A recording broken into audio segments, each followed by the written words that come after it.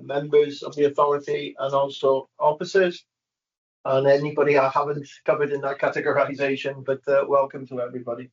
We've got a heavy agenda today, so important that we give every item on the agenda consideration. Members, I encourage anybody that wishes to speak through the medium of Welsh, please do so. We have translation equipment in the room, and we have those at home who have access to translation equipment. Can I remind you all that if you drop off at any point, please make every opportunity to reconnect. But we just ask you to bear in mind that if we occur it, we will continue the meeting whether you've dropped away or not. It's the new world of hybrid meetings, so please try and bear with us and make every effort to continue. Item 1 on your agenda today is apologies for absence, but before we do that, we'll do our usual roll call, just so that we can identify clearly who is in the meeting and who is monitoring officer, please.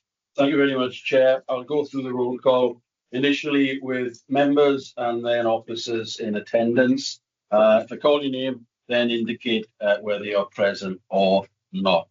So starting with yourself, Chair, Councillor Gwynfor Thomas. Yeah, present. You. Then the Deputy Chair, Councillor John Davis. Yeah, brought it up as well. Thank you. Councillor Kim Broom. Present. Thank you. Councillor Emlyn Shavoni. Brought it up as well. Thank you. Councillor Tina Higgins. Present. Thank you. And apologies from Councillor Hugh Shepherdson, Chair. Councillor Gwyn Evans. Present all. Thank you. Councillor Gareth Lloyd. Present all. Thank you. Councillor Patience Bentu. Present. Good morning. Morning. Thank you. Good apologies from Councillor Sam Bennett, Chair. Councillor Andrew Williams. Morning. Present. Thank you. Councillor Victoria Holland. Councillor Holland. She did indicate that she would be joining later on. Okay, thank you for that. Councillor Lyndon Jones. Present. Good morning. Thank you. Councillor Sam Pritchard. Present. Thank you. Councillor Gordon Walker. Present. Councillor Edwin Roderick. Brought it up. Present all. Thank you. Councillor Glyn Preston. Councillor Preston. He's there. He's there. Sort of earlier. CP. Councillor Preston. I will assume he's not until he makes contact with us. Councillor Sarah Williams. Morning, Present. Thank you. We've had apologies from Councillor Matthew Crowley. Councillor Dan Thomas. Councillor Thomas. No. Councillor Carl Jordan. Good morning, all. Present. Councillor Sharon Freegar, the Centre Apologies Chair. Councillor Elwyn Williams. Brought it up. Present all. Thank you. Councillor David Bryan. Present. Thank you. And we've had apologies from Councillor Mark. So that goes through all of the councillors, other than Councillor Preston again. No. I'll now move on to the officers, Chair. Chief Fire Officer Roger Thomas. Brought it up. Present all. Thank you. Deputy Chief Fire Officer Ewan Cray. Brought it up. Present all. Thank you. Myself, Clerk Monitoring Officer David Daycock. Assistant Chief Fire Officer Craig Flannery. Good morning. Present. Thank you. Assistant Chief Officer Vivian Harris. Brought it up. Present all. Thank you. Area Manager Justin Lewis. Brought it up. Present all. Thank you. Area Manager Peter Greenslade. Good morning. Present. Area Manager Geraint Thomas. Brought it up. Present all. Thank you. Area Manager Sean Lloyd. Good morning, Present. Section 151 Officer Sarah Mansbridge. Good morning, Present. Head of Finance Stephen Phillips. Brought it up. Present all. Thank you. Head of Community Risk Management Richard Felton. Brought it up. Present all. Head of HR, Mark Miles. Apologies. Apologies. Ian Coleman, Chair of the Local Pension Board. Present. Thank you, Mr. Coleman. Okay, and Harold Hawkes, Democratic Services Officer. You. Anybody know an officer that I haven't called? Adrian Smith is online. Adrian Smith. Adrian Smith. Apologies. Good morning, all present. Okay. And Vivian, you got any apology? Apologies from Kerry Jones. Kelly, yeah, I'm calling neither Ali Lewis. Thank you. As far as I'm aware, Chair, that is all of the officers. Thank you very much, and thank you all for joining us today. That brings us to our apologies. We've had apologies from Councillor Sharon, Councillor Matthew, Councillor Hugh, and Councillor Mark. We're unsure with Councillor Glynn. Members, are there any other apologies that you are aware of? There shouldn't be. No, if you're happy to move on, we go on to item 2 on the agenda, declaration by members of personal and prejudicial interest. Just hand over to the monitoring officer for some advice, please. Thank you, Chair. 2 issues we need to raise. One is I would invite all members to declare an interest regarding anything on the agenda which relates to or affects their constituent authorities. So if members could verbally declare that and follow up the declaration in writing, please. So, all happy with that, Chair? Thank you. And potentially, and that's a matter for the members themselves, but if any member here is in receipt of a firefighter's pension, they may well wish to declare an interest under item 9. Looking at Councillor Walker, Councillor Williams. Thank you. And also Councillor Jordan. He's nodding his head. We'll take it. You are, Carl. Councillor Carl. Yes, I'd like to Yes. declare an interest on item 9, please. Thank you. Thank you. Okay, ultimately, Chair, as I say, it's for members to declare an interest. If anything on the agenda they feel does warrant that, but those are the 2 main interests or issues that I feel worthy of comment. Thank you, Dave. Members, there's an opportunity there for anything else that you feel you want to declare on. Not seeing anything, so we'll move on. Item 3 on the agenda, Chair's announcements, personal matters. Just to mention that this is my last Fire Authority meeting as Chair prior to the AGM. Good news for you all. Just mention that. I'll also mention at this point that I am leaving this meeting directly after, if possible after, that I am travelling to Bradford on behalf of Welsh delegate from the Public Authority to I will suspend the meeting today if this behaviour continues. I'm not prepared to shout anybody outside. So if somebody can put that message forward, I will suspend the meeting until there's a situation where I feel I can chair the meeting in the ability that I can. Chair, I'd like to go and ask. I don't think it's appropriate to continue competing. I'm like it.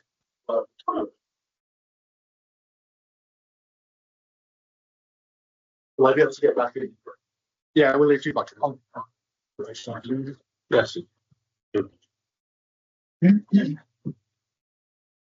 Members, we'll just have a short break if we're not suspending the meeting at this stage.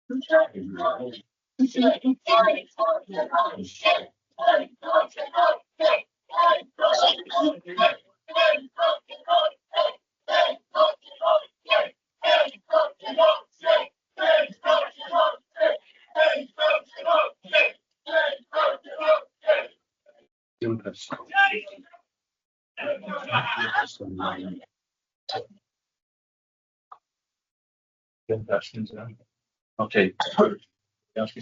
Just to confirm, so.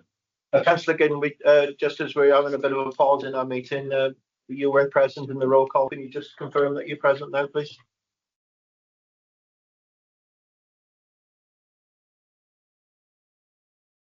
I think you're trying, but you're on mute, Councillor Giddens. Oh, sorry. Can confirm I'm present, Chair. Sorry about this. Thank you. Members, I think we're in a position to continue now. We're on item 3 on the agenda, Chair's announcements, personal matters. As I said, my last meeting, authority chair prior to the AGM, and I was just informing you that I've been selected by Future Generations Commissioner to be part of a local authority delegation to go to Bradford to examine the cultural journey which they've made in that respect. I'm one of 12 delegates, and I'm quite proud that I'm there representing the Fire Authority. And I think it's a bit of a feather in our cap that somebody from the authority has been selected to be part of that. So just to inform you that at some point today, not prior to the conclusion of this authority meeting, I will be dashing away. I'm not quite sure how I'll get into Bradford yet, but I will be getting there. I'd like to wish you a very warm welcome to Mr. Ian Coleman, Chair of our local pension board. Ian's no stranger to our meeting, and we thank you for your attendance once again. Welcome, Ian. I just move on to operational updates from officers. I believe Craig Flannery. Hi, Craig. Craig's going to give us a few updates in relation to these things. Yeah, thanks, Chair. It's a couple of updates for you. First one, you will have seen in the news of late the amount of wildfires that's been going on in and amongst our area. Just to give you a flavour of some of the work our joint fire control operatives have been dealing with. So between the 18th and 20th of March, over a 3-day period, joint fire control undertook 2,321 calls. Just to give you a flavour, they're around about 250 calls, 300 calls on average a day. So this was significantly higher, and you can appreciate during that period of time an awful lot of simultaneous activity going on. In terms of control then with all those calls, particularly around the 19th and 20th, where we took over 1,000 calls, it was understood that the weather forecast was going to have an effect with potential wildfires. So they implemented a wildfire plan with the wildfire operational orders, which outlines the working practices that happen during what we call spate conditions. Spate conditions is where, again, a lot more calls than we would normally get. With regards to that, then Ops Willowbeck was called, and what Ops Willowbeck essentially is where we've talked to you about before, where we may rely on other services across the border. So, for example, with South Wales, Bowsy or Turntable Ladder may come into our patch to help us out, and vice versa. We may send pumps across the border to help those out. Ops Willowbeck is a mutual assistance arrangements for fire and rescue service controls. So where joint fire control was overrun with calls, those calls are then triaged prior to going to control, and then in essence are shipped out to other fire and rescue services to take those details. Now, those details would have been only in relation to fires in the open, non-life risk, and no risk to property. The life risk calls and the property risk calls still come into our joint fire control, so we can deal with them and expedite matters as we see fit. So Ops Willowbeck was determined at around about 7:30 and finished at around about 10 to 10, I think it was. And approximately 70 calls were redirected around the UK. I think it's 21 fire and rescue services. We all form part of this resilience network to help each other out. In terms of our operational activity over that 3-day period, then a lot of Category 2 wildfires in and around Crickhowell, Ryder, Gleneath, Gower, Devil's Bridge, Cummer, Llandudbury, Builth Wells, Speddock, Swansea, and Stenbury, North Wales, just to give you a flavour of the geographical spread. And certainly on the 20th, I attended control at around about 8 o'clock in the evening for a few hours, and we had about 12 operators still taking the calls back from the wider UKFRS support. And just the work that was undertaken from our control operators was immense and should be commended upon it. So you will have seen in the paper some information regarding that. I just wanted to give you a little bit more detail on it. Like every Ops Willowbeck invocation, this will be debriefed nationally. So Stormbird was debriefed nationally. That Joint Fire Control declared Northwest Fire Control a couple of New Year's Eves ago, also declared Ops Willowbeck. And you may be aware of the fire post at Heathrow. So we declared Ops Willowbeck at 7:30, 10 o'clock. Ops Willowbeck was rescinded. Then London Fire Brigade the same evening declared Ops Willowbeck with the fires and the holes that were coming in for the electric substation at Hayes. So just to give you a flavour in and around how that works and the resilience arrangements that were in play. Also, just in terms of reward and recognition, on the 20th of February at the Plough in Rossmine, we undertook our annual medal ceremony. We had about 33 recipients attend with their families and other halves. What was really pleasing to see is we had 2 people there receiving their 40-year class, 8 people receiving their 30-year class, and 23 people receiving their 20-year class. So many thanks to those members that could make it and that took part in those celebrations. And the final one, just to bring to your attention, and just as a reminder, because I think we did send an email out, on the 6th of April, we've got our annual on-call conference, expecting about 120 delegates from across the on-call sector, from across the service, coming together to the Royal Welsh Showground in Bilth, coming together to look at the work that's been undertaken so far with the on-call improvement programme and some of those improvements that have been made, and at the same time then facilitating further two-way group discussions about further work ahead. And that's it, Chair. Thank you. Thank you, Dirk. Members, an opportunity for anybody to question or comment on those operational matters? Yes. Got 2 here. Councillor John, then Councillor Tina. Yeah, thank you, Chair. And thank you, Assistant Chief Fire Officer, for that resume. Turning to the open land territory fires, I prefer not to call them wildfires. Clearly, we must pay tribute to all those involved because the demand was significantly greater than I've seen for many years. And that's the point, really, I want to raise with you, that it is somewhat, the demand really follows the weather patterns as well, doesn't it? Because it is fair to say that in the last 2 springs, when controlled fires are allowed on common ground and uplands, it has been of wet conditions, extremely wet conditions. So is it your professional view when these peaks do happen, it actually reflects upon the benign periods of springs gone by and the growth therefore just accumulates? So there is a concern politically, and I know there is a focus being looked upon whether controlled burning should be allowed. And I would welcome your professional view as one that represents the uplands of North Pembrokeshire, the Presselis, and obviously blue lights are demanded on occasions there, especially to protect property and life. Is it your view that controlled burning is a matter that is of necessity to protect the long-term safety of our properties and life? There's a case of how it is managed, I suppose. Yeah, thank you for that, Councillor Davis. I'll hand you over to the Deputy Chief Fire Officer, only because you'll be aware that Ewan chairs the Wales Wildfire Board, and with Peter, I know there's been a lot of dialogue and a lot of prevention activity that's been undertaken in that very regard that you mentioned there. So, thanks, Greg. Thank you for the question, Councillor. I think the main thing for us here is that I've recently handed over the chair of the Wales Wildfire Board to Natural Resources Wales. It's good to see that the board is made up of so many different agencies, and it's not a fire thing alone. That when we talk about land management, fire has formed a part of land management for absolute centuries. And the key bit for us as a sector is the difference between a controlled aspect of it and an uncontrolled aspect of it. And I don't think we've done well in the decades gone by in terms of driving those land managers almost to do it underground almost, that they have to do it under cover of darkness and so forth. So we've been working with those land managers now to say, yeah, we accept that fire forms part of it, and having controlled burn teams and so forth.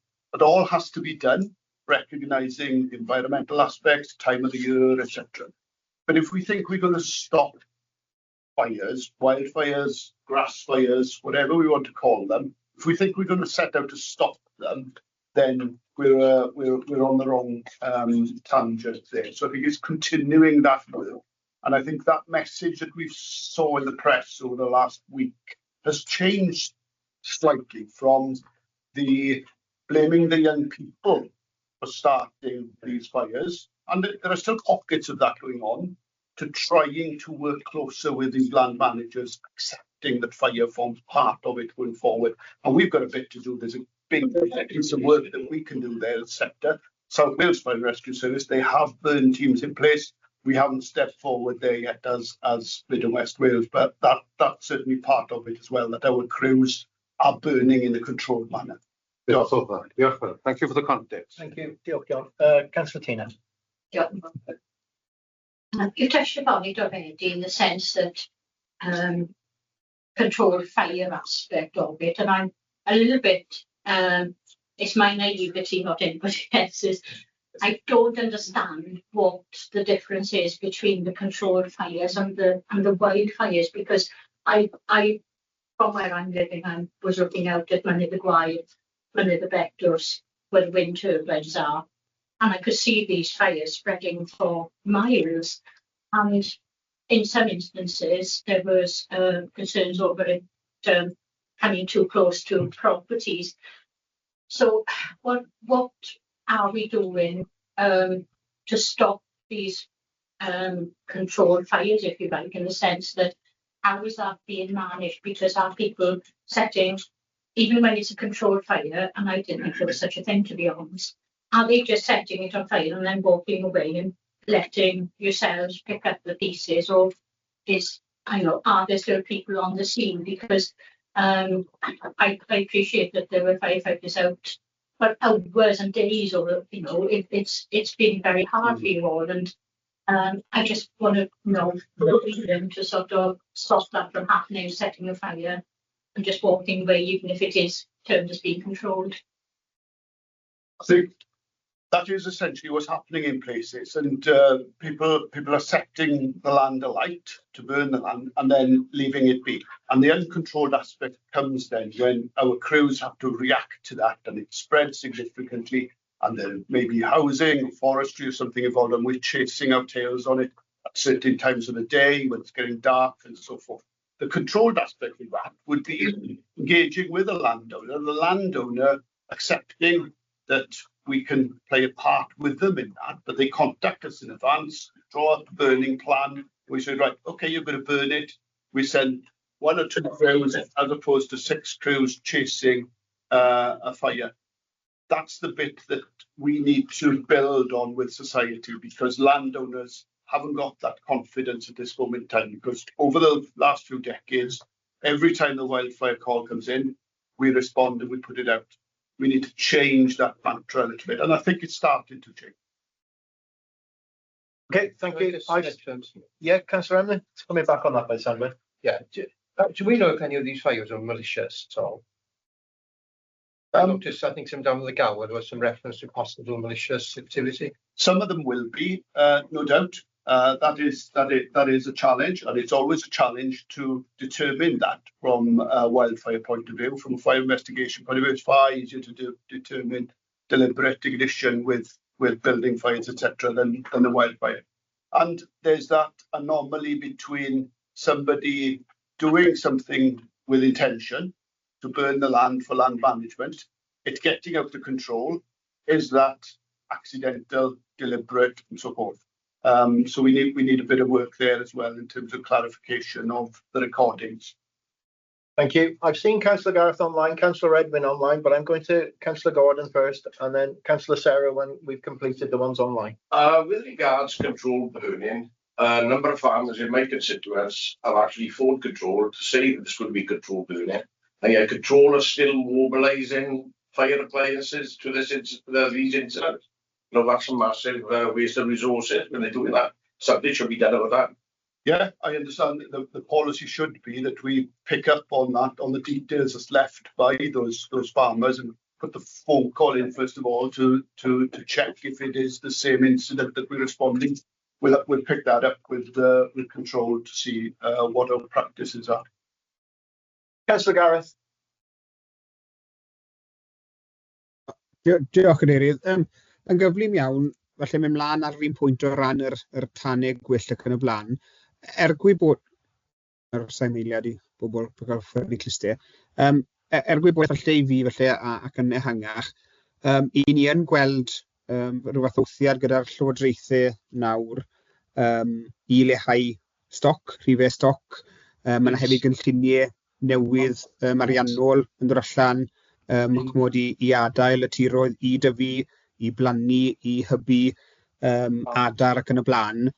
O'n i siarad â dyn y diwrnod o'r blaen sy'n werthu gwellt i ffermwyr, oedd e'n gweud fydd yna tipyn llai o wellt i fi werthu blwyddyn nesaf, mae nifer o'r ffermwyr sy'n arfer darparu gwellt i fi wedi mynd mewn i'r schemes yma, ble maen nhw'n cael eu talu i adael y tir mewn ffordd. Felly, dwi'n yn siŵr pwy...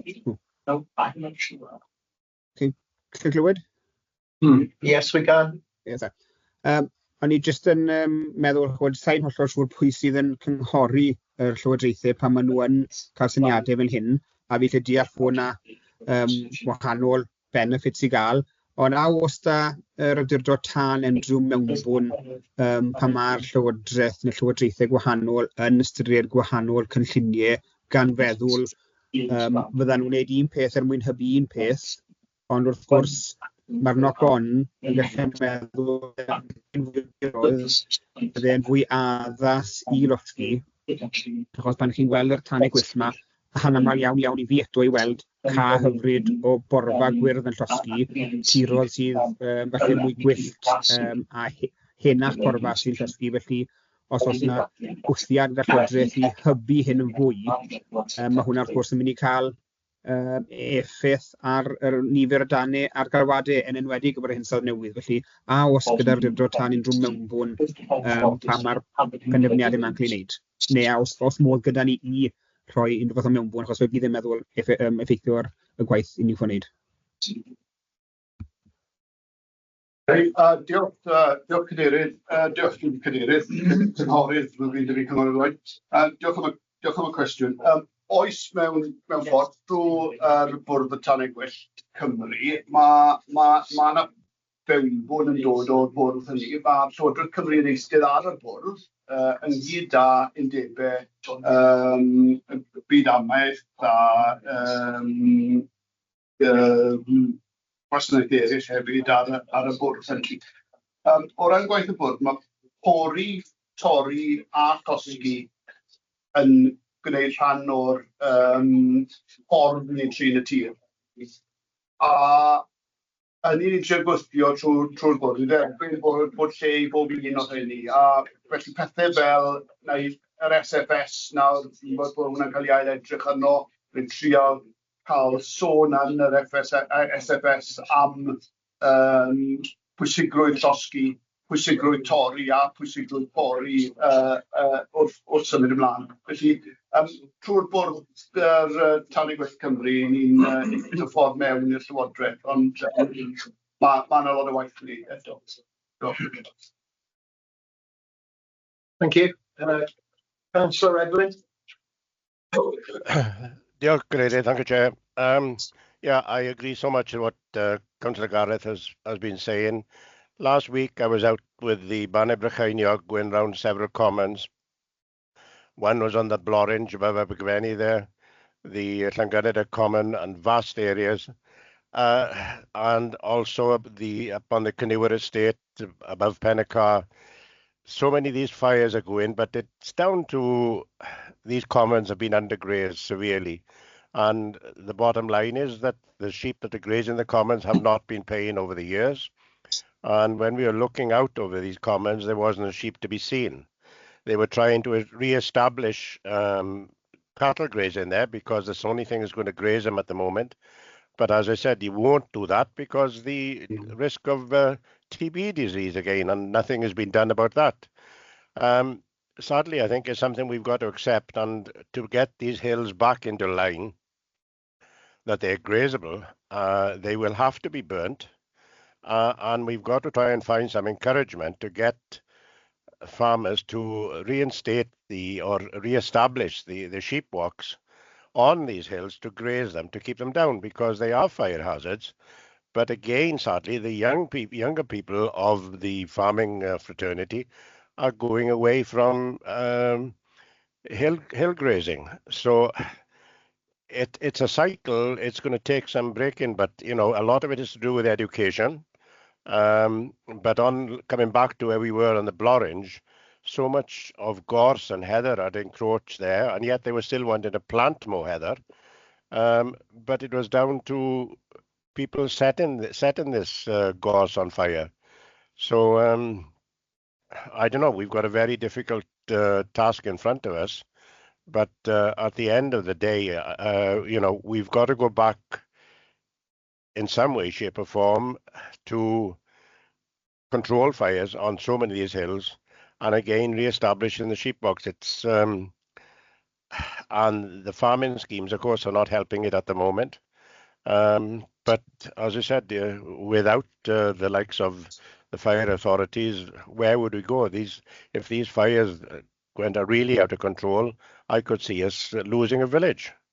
But no, thank you for all the support that is there, and the likes of the national parks, who, let's face it, own in excess of 250,000 acres, and the national parks, they need to really encourage them to take more responsibility and try to encourage regrazing of it. Thank you, Chair.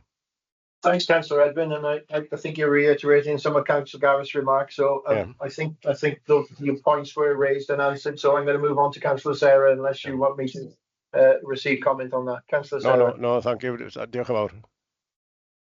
I would just like us to pass on our thanks to all the crews in all the stations. I know our crews have been out a lot, and I've seen them on the mountains behind us and on the commons with the Nice crew last week. And I think it's important that they know that as fire authority members that we are listening and we are here to listen to what they've got to say. And so I think without their hard work throughout the past couple of weeks and continued good weather, which is going to mean they're going to be carrying on all the hard work, I think that needs to be passed on, because otherwise you wouldn't have reports to be right there. Thank you, Councillor Sarah. You've stolen my thunder. As usual, in operational matters, we're obviously very appreciative of the authority of the work which goes on. Craig, you prompted a lot of debate there, but thank you for that. No problem. Item 4 on the agenda, the minutes of our previous meeting on the 10th of February. Items 5 to 12 in your document pack. I'm just going to go to David. There's a couple of points of accuracy in there which will bring you, and then I'll come to you to confirm the minutes. Thank you, Chair. The main one that springs to my attention is on page 5, where I think it's got Justin Lewis as area manager as attendant. The last meeting was, in fact, you weren't present. Sent your apologies, is that correct? Thank you, Chair. Other than that, I think those are the okay. Members, I'm looking to you now to confirm and approve as a true record the minutes of a previous meeting held on the 10th of February, pages 3, 4, all right, 3, 4, 5. Am I on the right pages? Yes. The big one. 5. I'm mixing up my little numbers in my big numbers. 5 to 12. 5, 6, 7, 8, 9, 10, 11, and 12. Members, have I proposal? Yes, Councillor John, Councillor Elwyn, all in favour? Those meetings are confirmed. Members, are there any anything out of those minutes that anybody would like to raise? I've been through the page numbers. Are we happy to continue? Okay, silence in the room and online.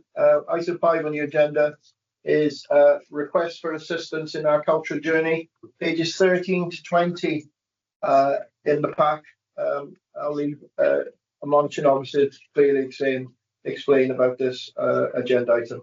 Thank you very much, Chair. As members are fully aware, we're embarking upon a cultural journey to try to look at the working practices and ethos within the fire service itself. And indeed, you will hear a lot more about this later on from the Chief Fire Officer. But in embarking upon that journey and looking at the various issues that will arise, obviously there will be financial and other implications attendant for ultimately the authority. And what this paper does is to suggest that we as a fire authority write to the Welsh Government seeking help in that journey, in particular asking them for any financial resources that they may be able to provide. And not only that, but also bespoke training and any general support looking at the actual organisation and cultural change that we will be seeking to bring about. Obviously, we can't guarantee that will be the case, but it is understood that the Welsh Government is benevolently disposed towards that.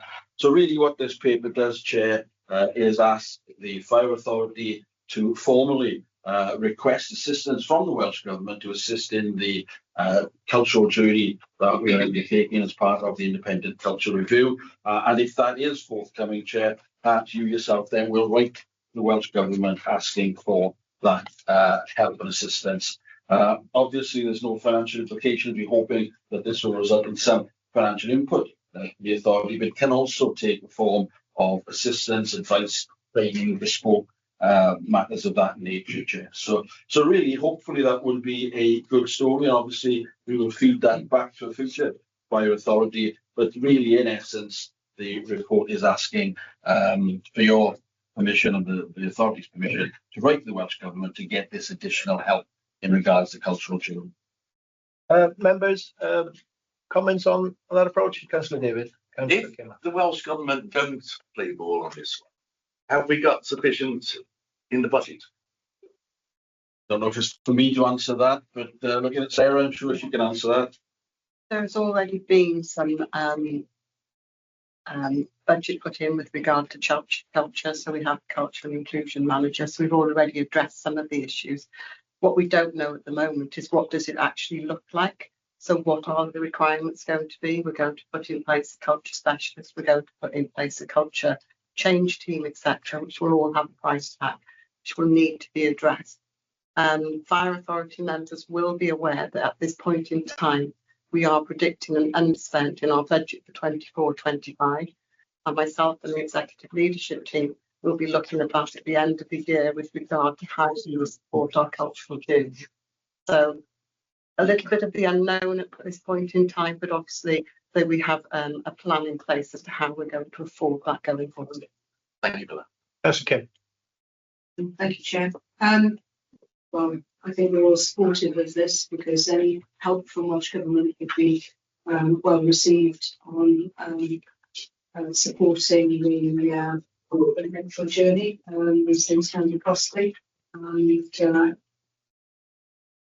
the goals. Yes, thank you, Councillor Kim. Chief. Yeah, thanks, Chair. Members will be aware that we, whilst we were directed by the Welsh Government to conduct the culture review, we had to underwrite that, and we had to pay for the costs associated with that. So this is a request really to go back to any assistance that they can provide in this space would be welcome. What I would say is, if it's not forthcoming, it won't delay or impact significantly on our journey, as the Section 151 officers alluded to. We are making provision, knowing we'll have to resource this and put some money aside to address the issues that we face. Thank you. Councillor John? Yeah, just to follow on from Kim's point, I think it goes beyond the reach of just financial support as well.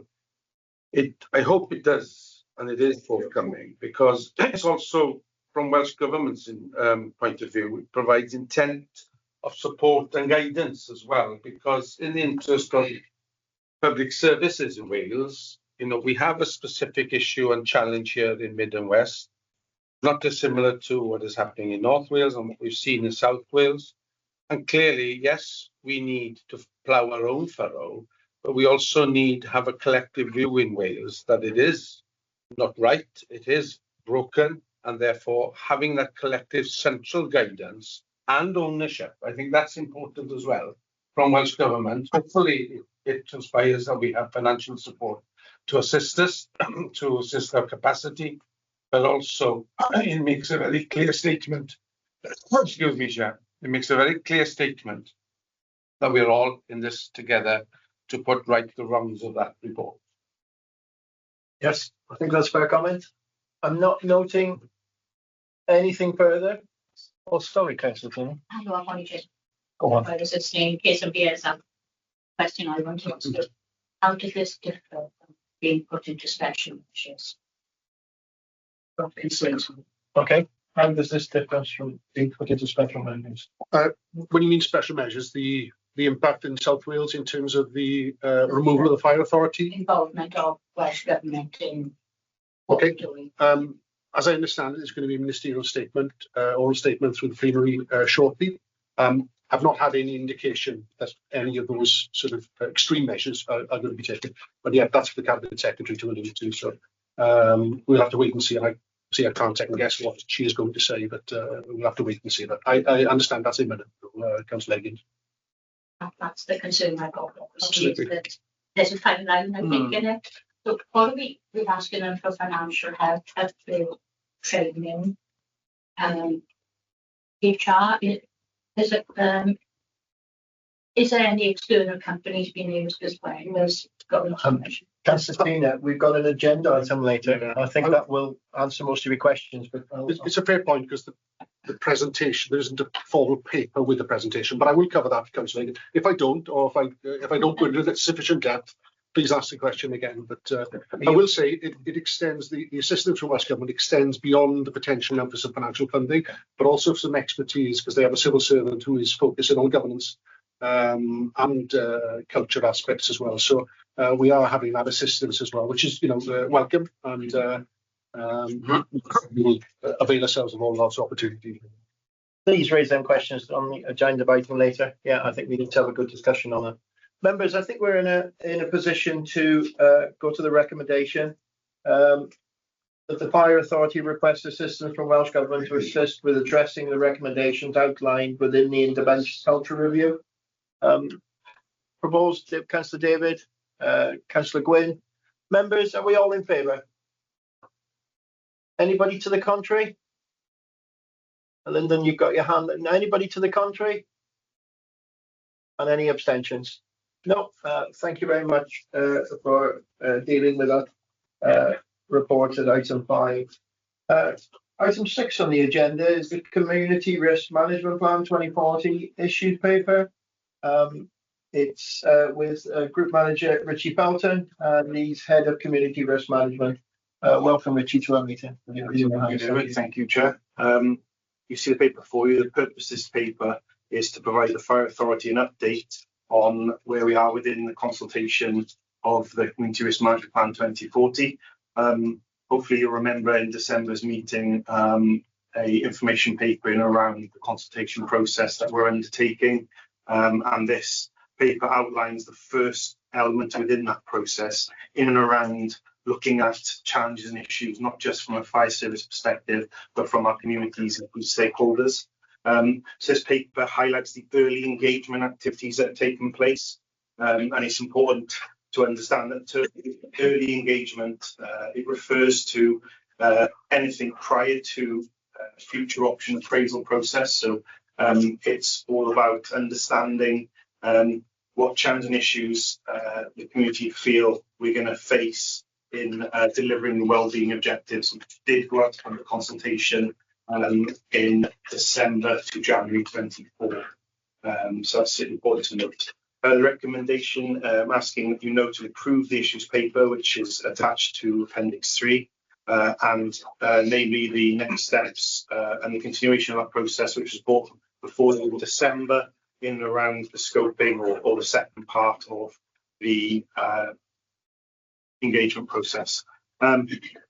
So the actual engagement process itself, firstly, thank you to all Fire Authority members who attended some of the drop-in sessions. It was greatly appreciated.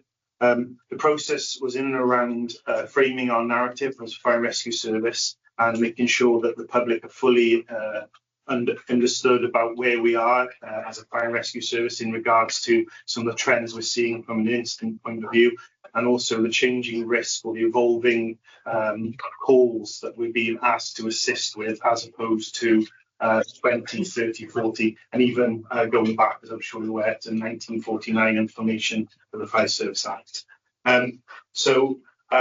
If we move to the key findings part of the paper, it's really pleasing. At the time of writing this report, we were up to 720 responses to that engagement and issues process. To give you some perspective, up until now, the maximum we've had was up to 260 in the previous processes. Again, I must stress, though, those previous processes were around presentation. This is obviously moving through that process since the start of it.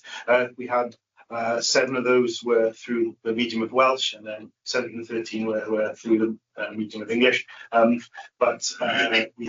now over 800. Obviously we had to draw a line to bring the data together, this paper, but a full breakdown of all the pre-engagement engagement dates will be provided at a later date.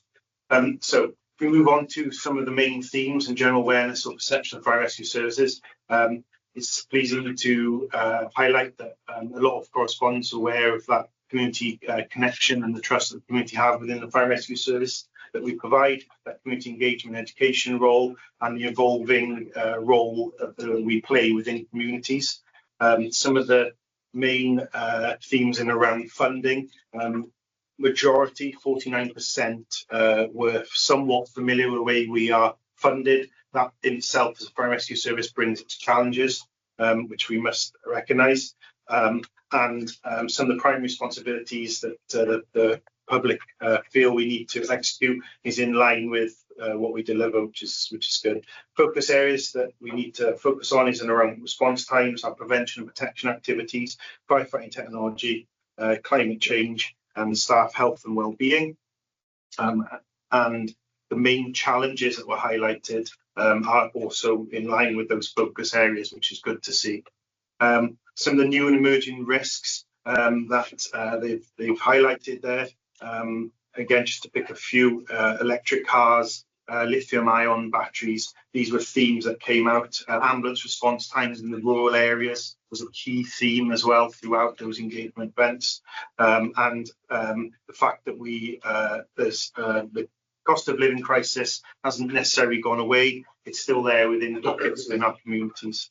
And then to move forward, the other main theme around acknowledging the challenges that we're facing in recruiting and retaining on-call firefighters, and the public that needs to keep stations available 24/7, put that focus on recruitment and retention. To summarise, after this process, once this paper has been approved, we will undertake a process of scoping, so understanding those challenging issues. Are they catered for within the plan? Are there any amendments that need to be done ready for the start of the second cycle of the CRMP in April?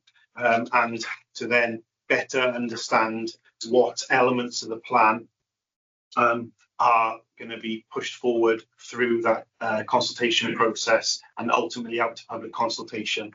So that information will be scrutinised, and a scoping and consultation plan will be drawn up over the next 6 months in line with the outline given in the December Fire Authority meeting.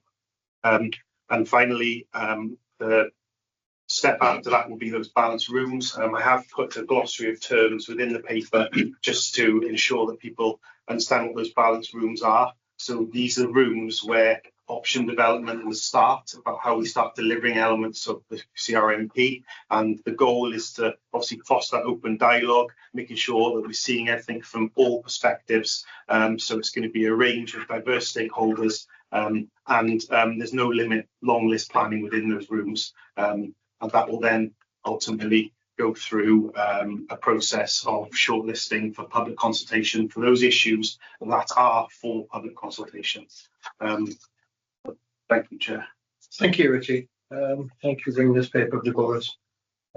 Equally, as an authority, been aware of this process now for some time. I'll start the question now. I'm just intrigued by balancing rooms. Yes. Who will be the stakeholders that will be invited to be part of that? Okay, so within the pre-engagement process, there was a question on the questionnaire in and around, would you like to form part of that stakeholder group? So a number, I'm going to say around 350 people who responded to the survey had opened that they would like to be informed of the future part. So we're working with Kathy, a consultation consultant. Funny enough, the meeting tomorrow is in and around two challenges that I've given the consultant. One is, how do you make a balanced room balanced? Because there's a number of different influences that need to be considered. And then the other option, quite rightly, is we're a very large area of Mid and West Wales, 2/3 of West Wales. How do you make it manageable but representative of the communities? So I'll be able to bring the consultation plan with those elements covered to make sure that everyone's comfortable in and around those balanced rooms. Thank you. Members, the paper before us, so if we can, if you've got questions, if we can keep our questions as close to possible to the paper in front of us. Do we have any questions online? Councillor Carl. Thank you, Chair. It's a question for Richie. Thank you for the report.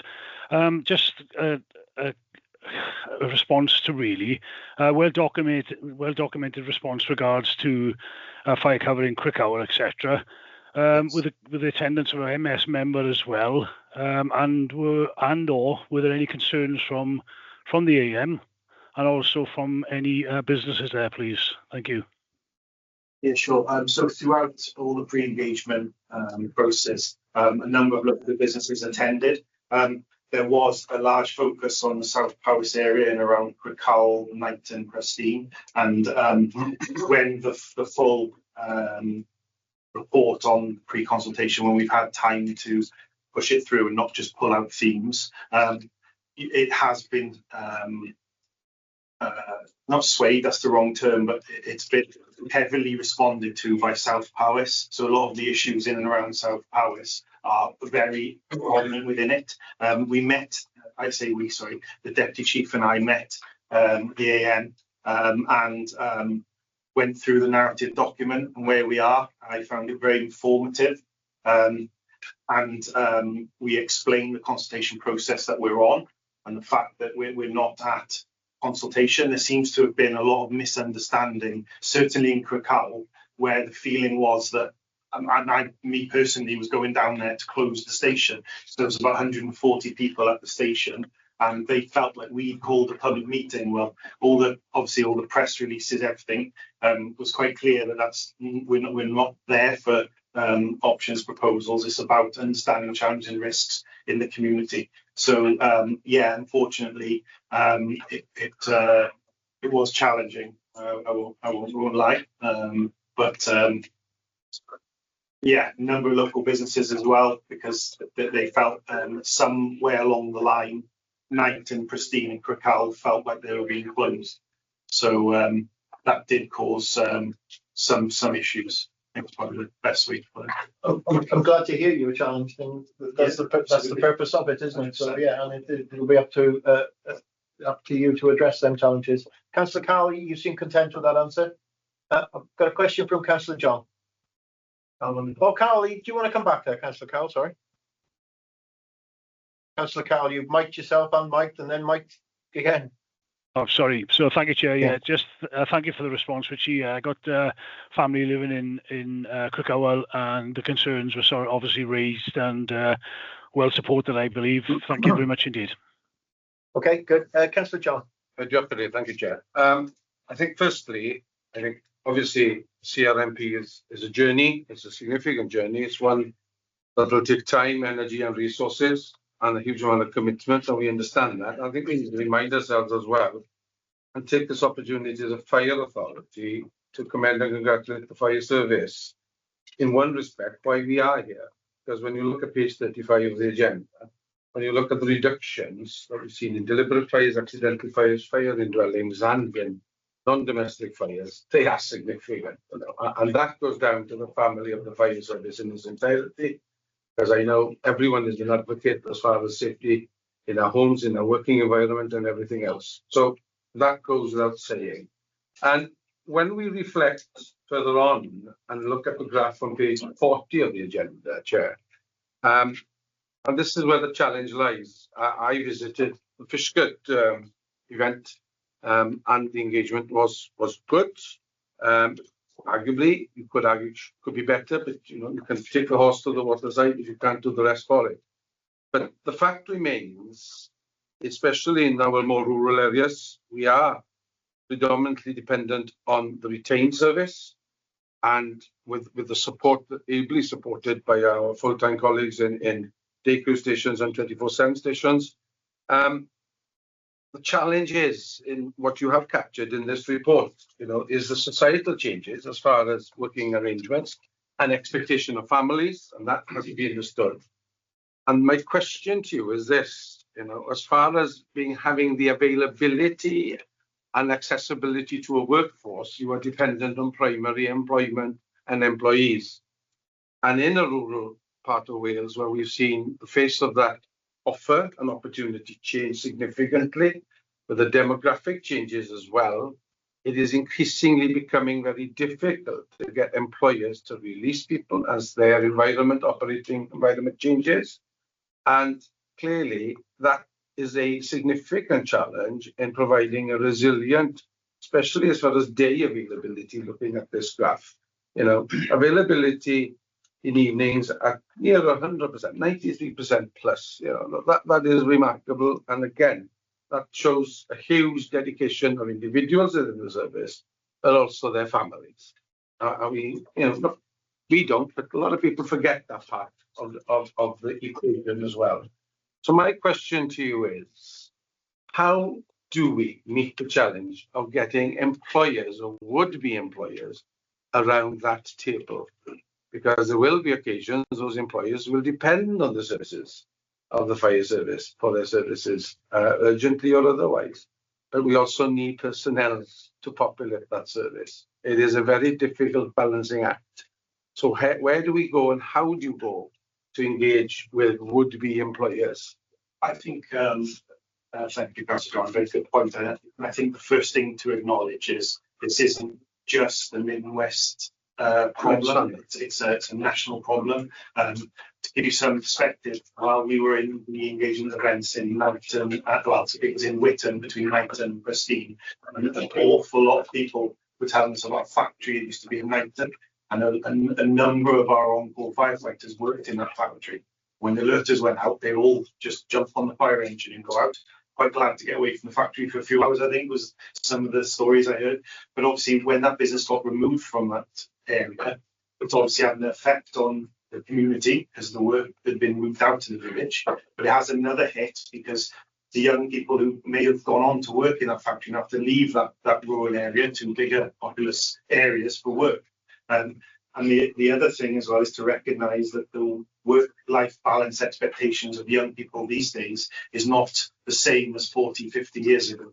People don't want to be tied to an alert at 120 hours and stay within their small communities when their friends are going out, you know. But in the plan, Objective 2 is on-call improvement. And there's been a massive drive through Objective 2, and a number of the initiatives within it are now starting to bear fruit, not just through the investment of Fire Authority, but from the work that's being done from the Fire and Rescue Service itself. And I think one last point on it is it's really quite remarkable what difference 1 or 2 extra people in a station makes that availability. It's really, really, and one thing I will highlight is Crickhowell. They've taken on 3 new recruits now. So when they start to then carry those alerters, they will see an increase in their availability. We then have the other issue of retaining people. So that's the double-edged sword, but I think the Chief would like to. Your question was specifically on local employers and how we can assist them. So we've done a number of things in the past in terms of employer recognition scheme, where we go out and we make sure that they are, and we get some some of our corporate comms messaging out there into the community to show where local employers have supported us. So we are promoting them through those means and selling that good news story. Other things we've done as well is offer their staff or the benefits to their staff, things like manual handling training, IECs or first aid training and that sort of thing. So things that can be portable back into any workplace and assist them in their work as well. Fire marshal, all that sort of thing is helpful. I think what we're seeing is societal as well. So as the austerity has hit and cost of living crisis, businesses have shrunk naturally, and there are fewer people out there sometimes to be released. So that's a challenge for us. But we do, and I would guess as well that every station will be slightly different given its demographic, given its the local employers and that sort of thing. I know in Kidwelly we were heavily reliant on a large employer there. That's been quite challenging as they've changed their sort of business model as well. So it does fluctuate. What I would say is we engage not only with a local retained service in terms of how they can reach out, but also our station managers in their appropriate clusters will also reach out. And it will be very much a local sort of a response to that. I'm grateful for that, Chair, but I think I wish to impress the need to have a full effort and focus on our would-be employers, because the resilience is so important, especially as far as day availability, as the graph shows. There's no point having a £400,000 player sitting in a bay and we haven't got people to put on it. Councillor Kim. Thank you, Chair. Going back to the graph on page 40, we've made over the past 18 months, we've made some significant investment into on-call. So what sort of time frame is this data over tell from the graph? Is it more historic? Does it cover a longer period? So we're not actually seeing the improvements into the that's been made into the on-call more recently. I know that there have been improvements there. And also it's a bit concerning that there's two bars there where there's over the availability. Who wants to pick up on that one? So the data, I believe, is for the previous 5 years. I can double check that. Apologies, I should have annotated that on the paper. I do agree that the challenge there is where demand and resources available don't quite meet up. But there's been a 10% increase over, which is drop we were seeing, and that's plateaued. And I think we had a discussion about also where would it have been if that investment hadn't come and we hadn't had that 2.5% increase over the last 12 months, because it's not just we plateaued, we've actually started to come back up. And the people leaving, we're retaining more than we're losing the first time in 5-6 years. So the seeds of what the Fire Authority have invested in over the last 12 months are there. We've just got to nourish them, feed them, so to speak, in metaphors, and hopefully we'll see that graph in a few years looking much better. That's a good spot, Councillor Kim. Sorry, if I can just come in and just help you a little bit with that, because I can't tell you about the data that is over 5 years. Certainly after COVID, 21-22, we had a sharp decline in availability. So if you've got historical data over the last 5 years, it is going to paint a slightly worse picture than where we're coming out of now. Certainly 2022 is where the plateauing started to take place, and then towards the latter part of 2022-23 we started to see an increase. And as we reported into Fire Authority previously, global availability for on-call, we've seen an increase of 2.2%. A lot of that second pumps, a lot of that is to do with some of the work that's been going on in Neath Talbot, specifically around the retains, the on-call stations in Neath Talbot. But as Richard just alluded to, when you look at 2020-21, it was definitely a sharp decline post-COVID to now plateau and start coming up much slower. So we've got some additional graphs. I'd be happy to share these with you to give you perhaps the most up-to-date view. But it's really important, I think, from a CRMP perspective, that they look at the more longer-term, medium-term, longer-term trends. And it is absolutely, as Councillor Davis just said, even though we have started to see a 2.2% increase going forward, it's the work that needs to go in now to maintain that increase and maintain good availability on call. I think it's a really good point. Go on, Councillor Kim. Yeah, no, I was just coming back on what happens sort of when there is a call and you haven't got availability. Do they come from further away? You will get a response, yeah. So the response time goes down. So it'd be useful when we have this data to be able to compare, compare the effect of not having the availability. But we do that within another.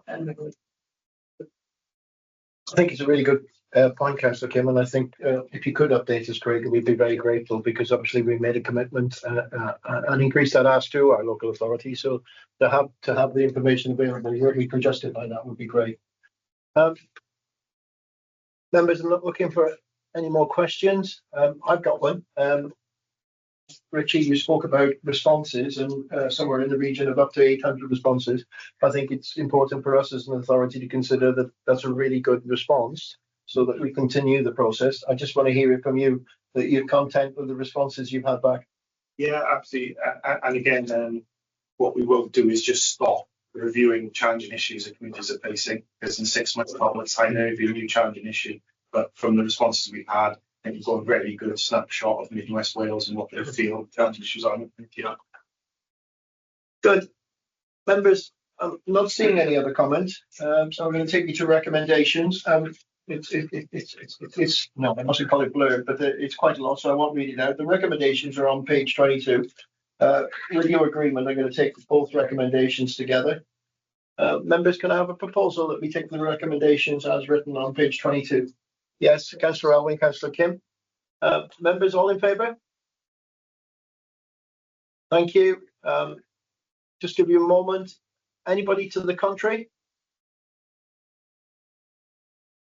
And any abstentions? Richie, you'll be very pleased to know that your recommendations in the paper have been accepted, and we can move on with the process. Thank you very much. Members, it's now 11:10, and in line with advice, I'm going to offer I'm not going to offer, I'm going to take a comfort break of 5 minutes now, and then we'll return to the agenda so that we can pay. So I'm saying return by 11:15. Can I remember members online that we are still live, so please be mindful of the fact if you're making any comments or you've got any signs at all. So return by 11:15, please. Thank you. The mills on. I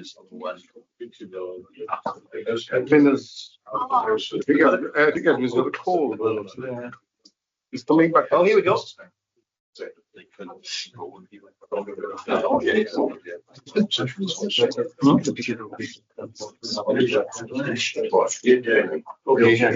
not familiar with well-being.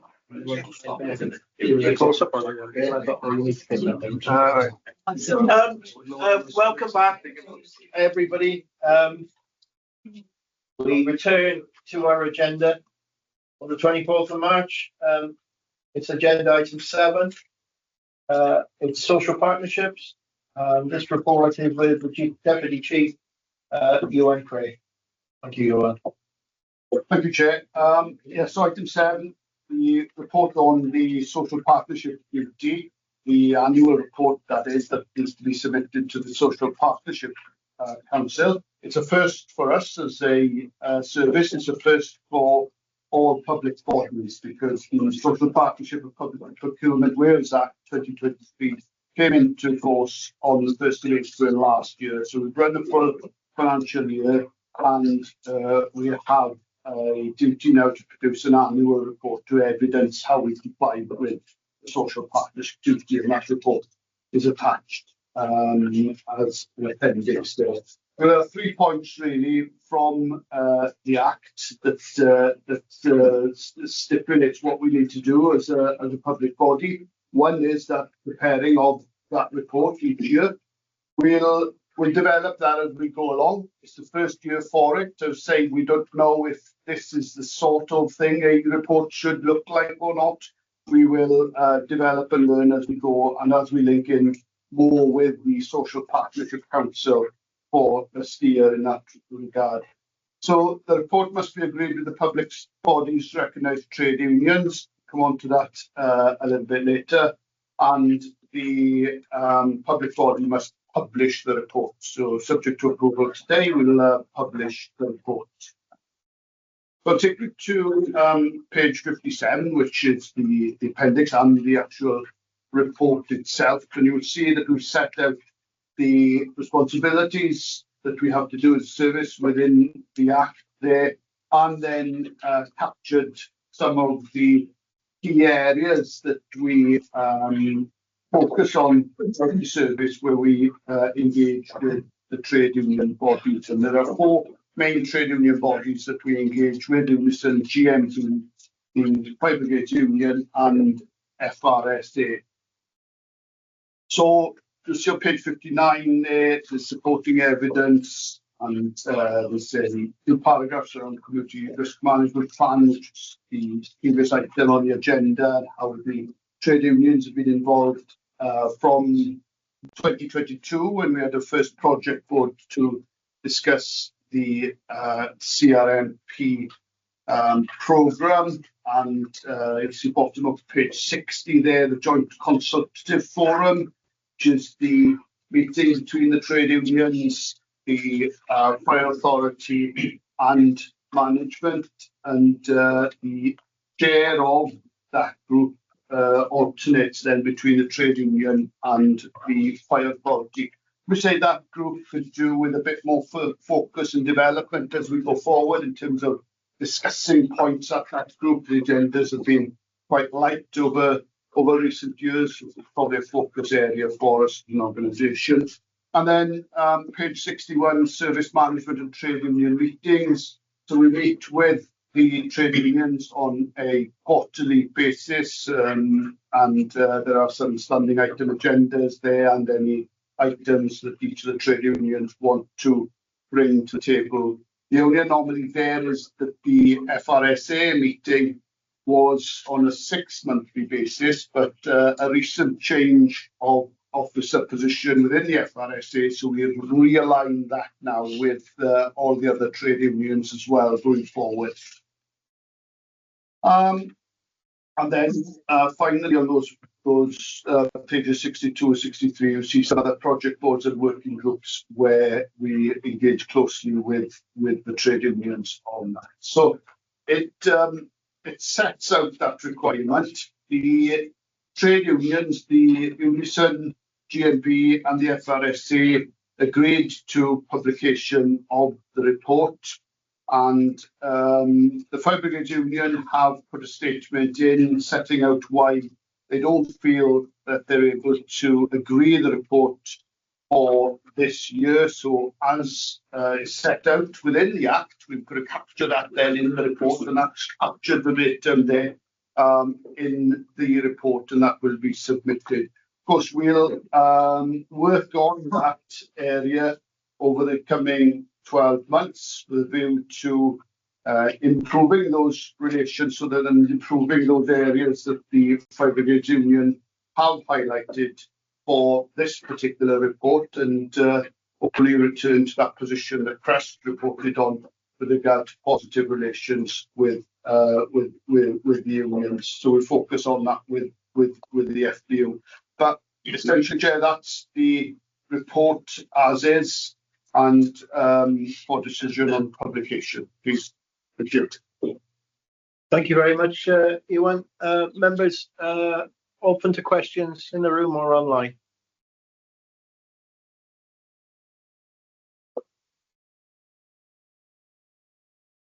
Councillor Kemp. Just a quick question. Could you just give a little summary of the Act as such, who we are expected to consult with, really, as to, as a social partnership? I'm a little bit, just need a bit of clarification. Yeah, the Act applies. There's 2 parts to the Act. There's social partnership and there's a public procurement aspect as well, which you'll possibly heard of in terms of change to procurement rules in Wales, and that's captured on page 63. But essentially, a duty put onto the public bodies in Wales to have that social partnership approach with their recognised rep bodies and employees at the end of that, really. So it's quite simple, really, in terms of the Act. It doesn't ask for a huge amount, but can deliver a huge amount when you think about it in terms of the potential of the Act to allow employers, employing bodies to work closer with their staff members through their bodies going forward. So, as I say, it is the first year.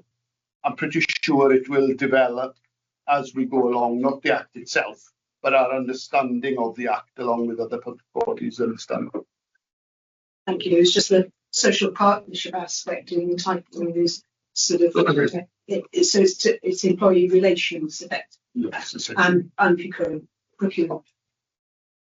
So just to follow on from that process, so if the paper is approved today, now it will be submitted to the Social Partnership Council.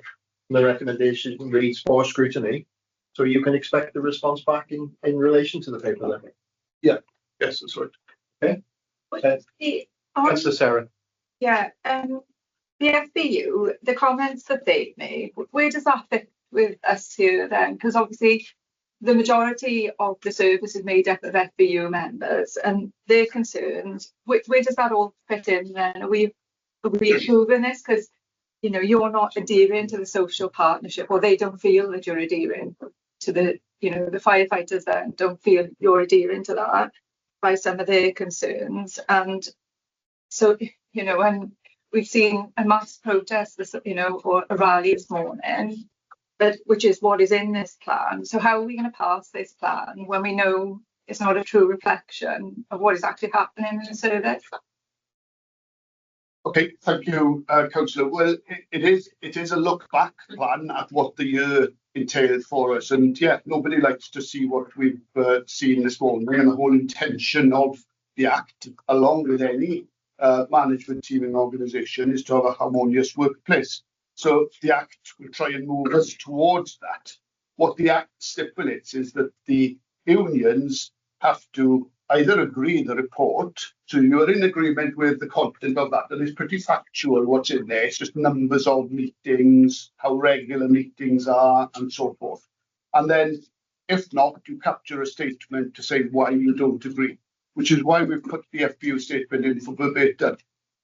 At this point, in terms of the retrospective aspect of the report, there's not a huge amount we can do about that, other than to pick up on those points with the Fire Brigade Union in those quarterly meetings and go through those one by one, so we can work our way through for improvement on those. And that hopefully will change the theme of next year's reports that you see. So are senior management going to be listening to the concerns then going forward? Because that's what they're asking for. Absolutely. We have a quarterly negotiating meeting or quarterly meeting with all the trade unions in order that points can be brought forward to management for discussion. And likewise, management will put points forward for discussion with the trade unions as well. So those meetings are ongoing. Okay, I see Councillor Carroll indicating online. Thank you again, Chair. Question for you, please, if you can. Could you answer how the executive leadership team see the social partnerships working effectively, please? Well, I think an answer to that, I think I captured in the last response, really, is that any management team of any organisation would seek to see a harmonious workplace, and seeing what we've seen this morning isn't what we want to aim for as an organisation. So a success for me would be we sat here next year with all 4 trade unions having signed and agreed this report, and us being in a far more harmonious place and back to where we were, as captured in that press report, of good relations with the trade unions. Okay, thanks to Councillor Carroll. About Councillor Sarah, about a quick word with you. You made a very good comment in relation to we as an authority where we stand with this report, and I've asked the monitoring officers to give you some clarity on that.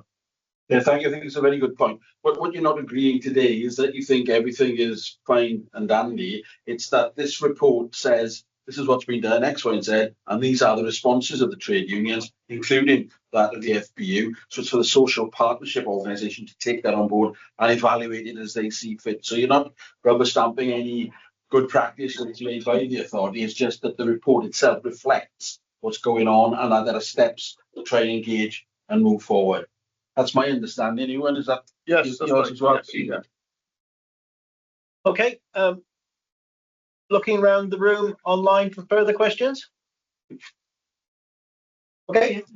Oh, sorry, Councillor Tina, I seem to be ignoring you. Must be No, you must be in my blind spot. No, I'm in the way. My plate's coming up. I'll take my blinkers off.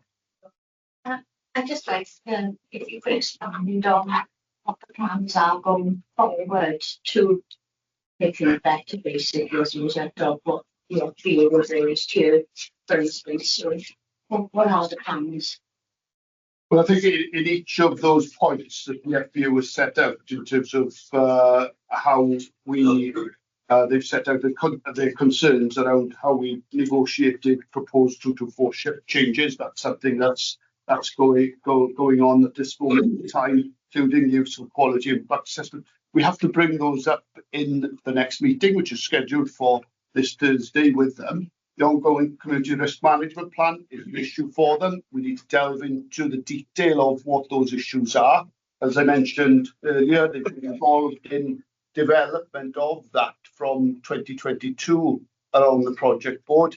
I personally sat with a past EC member on the community risk management plan, along with regional representatives to discuss community risk management plan, and then a policy relating to professional standards. Well, that last one is certainly, we're in movement on that already. That's something that came from the audit report that we had from Commandership Council recently as well. So that work is in motion to develop a policy and a procedure around that.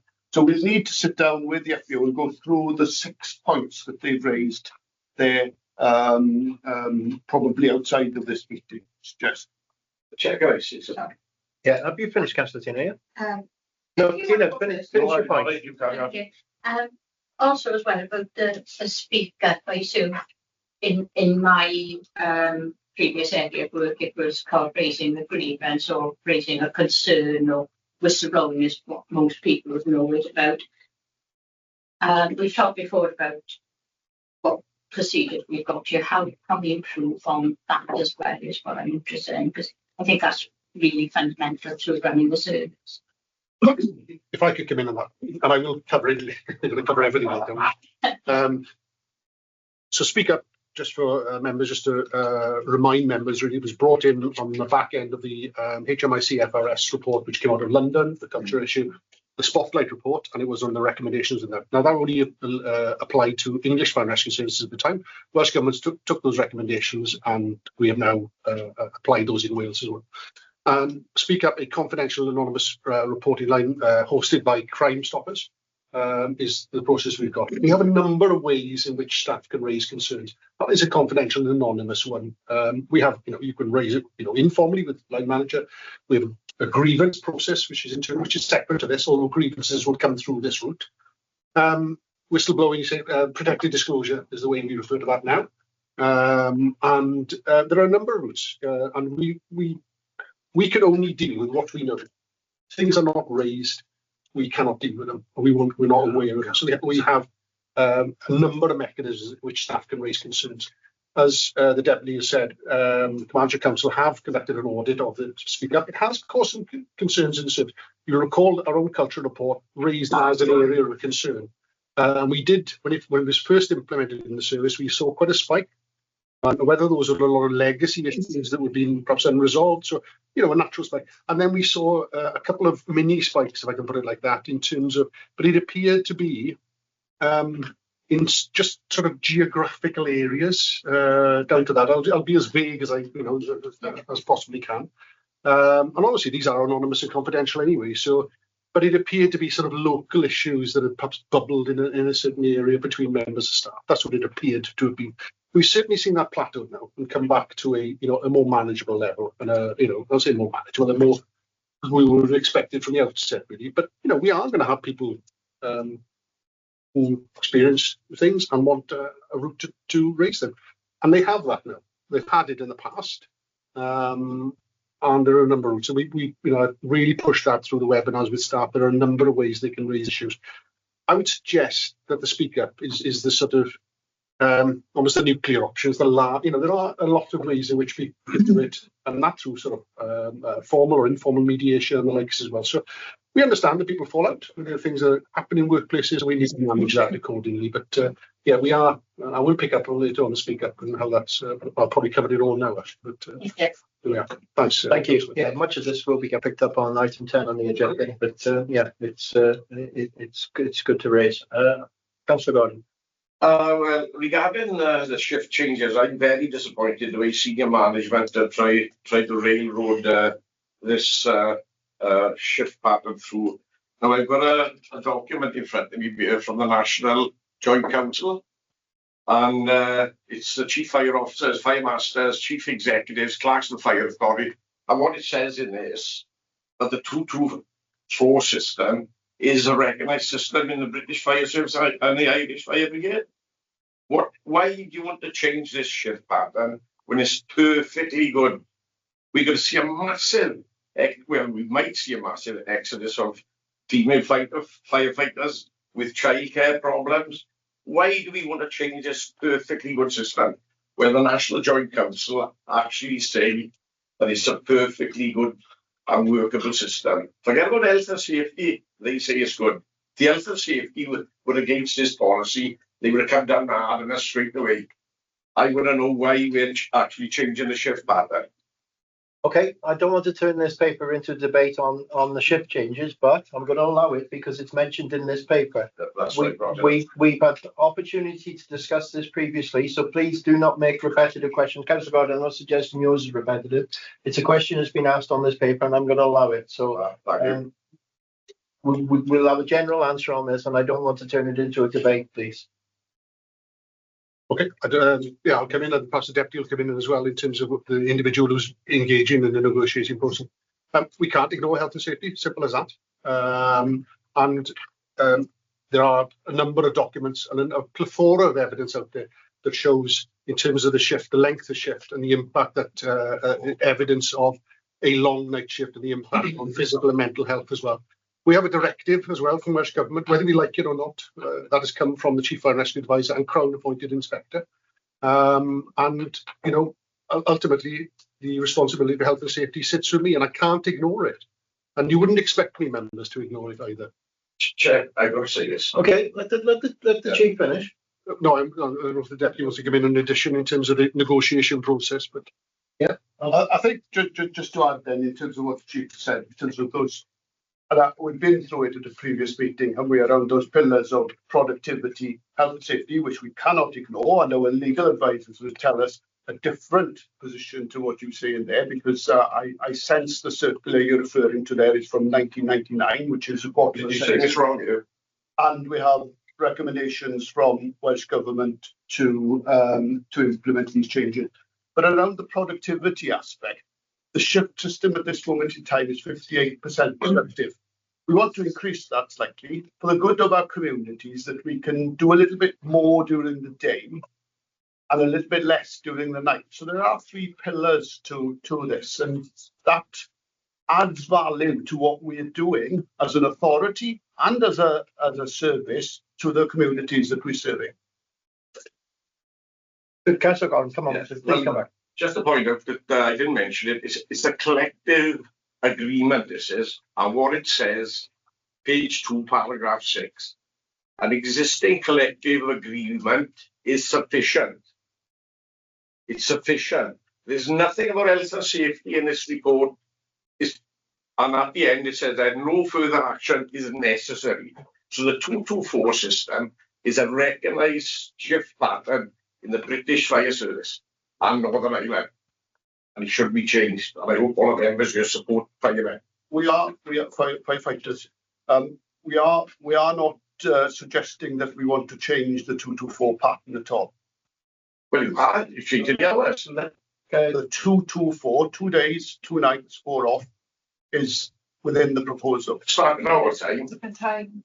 Depends what 6 time. o'clock in the morning. Depends I'm what going time to the the children staff. to school. Depends what time the staff. We have done an Councillor Lord, I won't let you debate back and forth. I'll give you an opportunity to come back. Sorry about that. You know, Deputy, please continue with your thing, and I'll give you an opportunity to come back. The 2-2-4 system is what's being proposed to stay. We're not suggesting that we want to go to a day crew system or a different kind of shift system. It's maintaining the 2-2-4 system and just changing the hours of the night shift, as I said, to a little bit of a longer day shift so that we can add value to the communities that we serve. I accept that there's impact for individuals. For some individuals, more than others, there will be an impact for that change. But we're willing and ready to work with them on a period to introduce that change. The exact time for start and finish is up for debate and discussion. We've said that on numerous occasions to say, look, we're happy to discuss whatever time works best for individuals. And the Equality Impact Assessment that we have done a piece of work in the background, I was hoping that we'd have been able to do it with the Fire Brigade Union. But we've done a piece of work in the background to see what the effect is of those start times on people with children, young children and caring responsibilities. And it does vary around school start time. We accept that that there are some challenges for a number of people around that. But let's sit down and let's have a look at which one of those is best, whether it's 7 in the morning to 7 in the evening, 8 in the morning till 8 in the evening, 9 in the morning till 9, and so forth. We'll work it with staff to find the best solution. I'm going to allow you to come back, Councillor Gordon. I think he answered your question you were going to say, but Why change a good system when it's working perfectly well? okay. That's it. You can talk there. I've got Councillor Carl online. I'm coming back to Councillor Sarah. Councillor Carl. Thank you, Chair, again for letting me come back in on this. I'm looking at page 60 of the agenda pack with the joint consultative forums, and it names quite a few sort of persons involved in this consultation period, etc. Can I ask, did we have any responses from any other union? The GMB, I'm just going to read them off, the FBU, Unison, etc. What were their responses? Did they come back and give an alternative? And also, the union are there today. I assume there's a union representative in the room. If so, why hasn't that person had a chance to speak? Thank you. Councillor Carl, anybody has the opportunity to speak if the further needs of public speaking, and that deadline has passed. Okay, a point in relation to all the other unions' responses, please. Sorry, just for my clarity, Chair, through the Chair, are we talking about responses with regard to, you referred to page 60, Councillor Jordan, are you referring to responses for the Community Risk Management Plan? Okay. Just on the negotiations in regards to shift changes, is there any responses from the unions regards that? You know, it's saying there that ideas, communication, etc., blah, blah, blah, and it's given the opportunity for employees and representatives to express their views. Thank you. Okay, so the collective bargaining position with regard to shift systems for whole-time personnel happens through the FBU. So the FBU would be the union that we negotiate with regard to that aspect. So yeah, well, we go direct to staff for negotiation. We do that through the FBU.